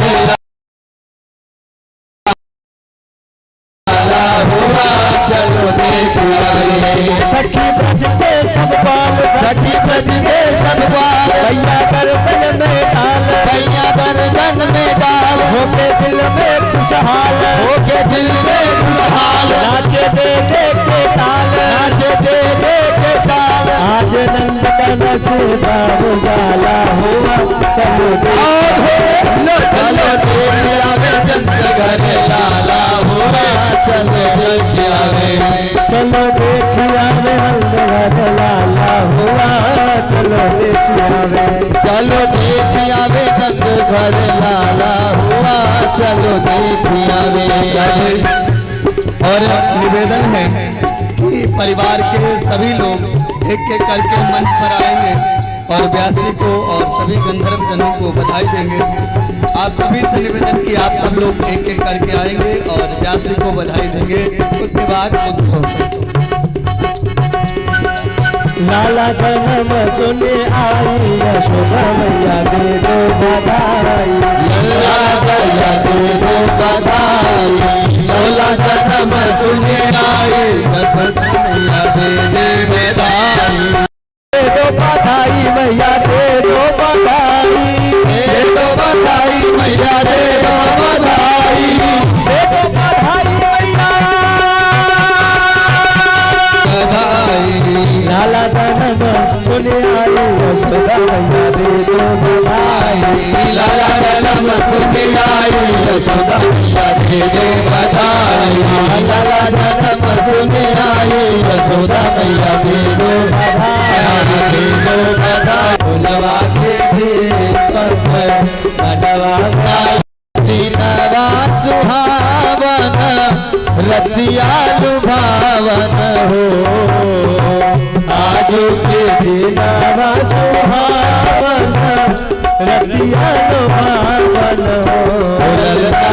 यशोदा के बोलल ना देवकी के होरिला जनमले होरिलवा बड़ा सुंदर हो ललना यशोदा के होरिला जनमले होरिलवा बड़ा सुंदर हो बात बात जैसे पापा जी के नकिया बा मम्मी जी के हो बड़ा बाटे जैसे पापा जी के अखिया तमाम जी की हो ललना मुहा बाबा चंदा सूरज बात सगरो अजोर भैले हो ललना मुहा चंदा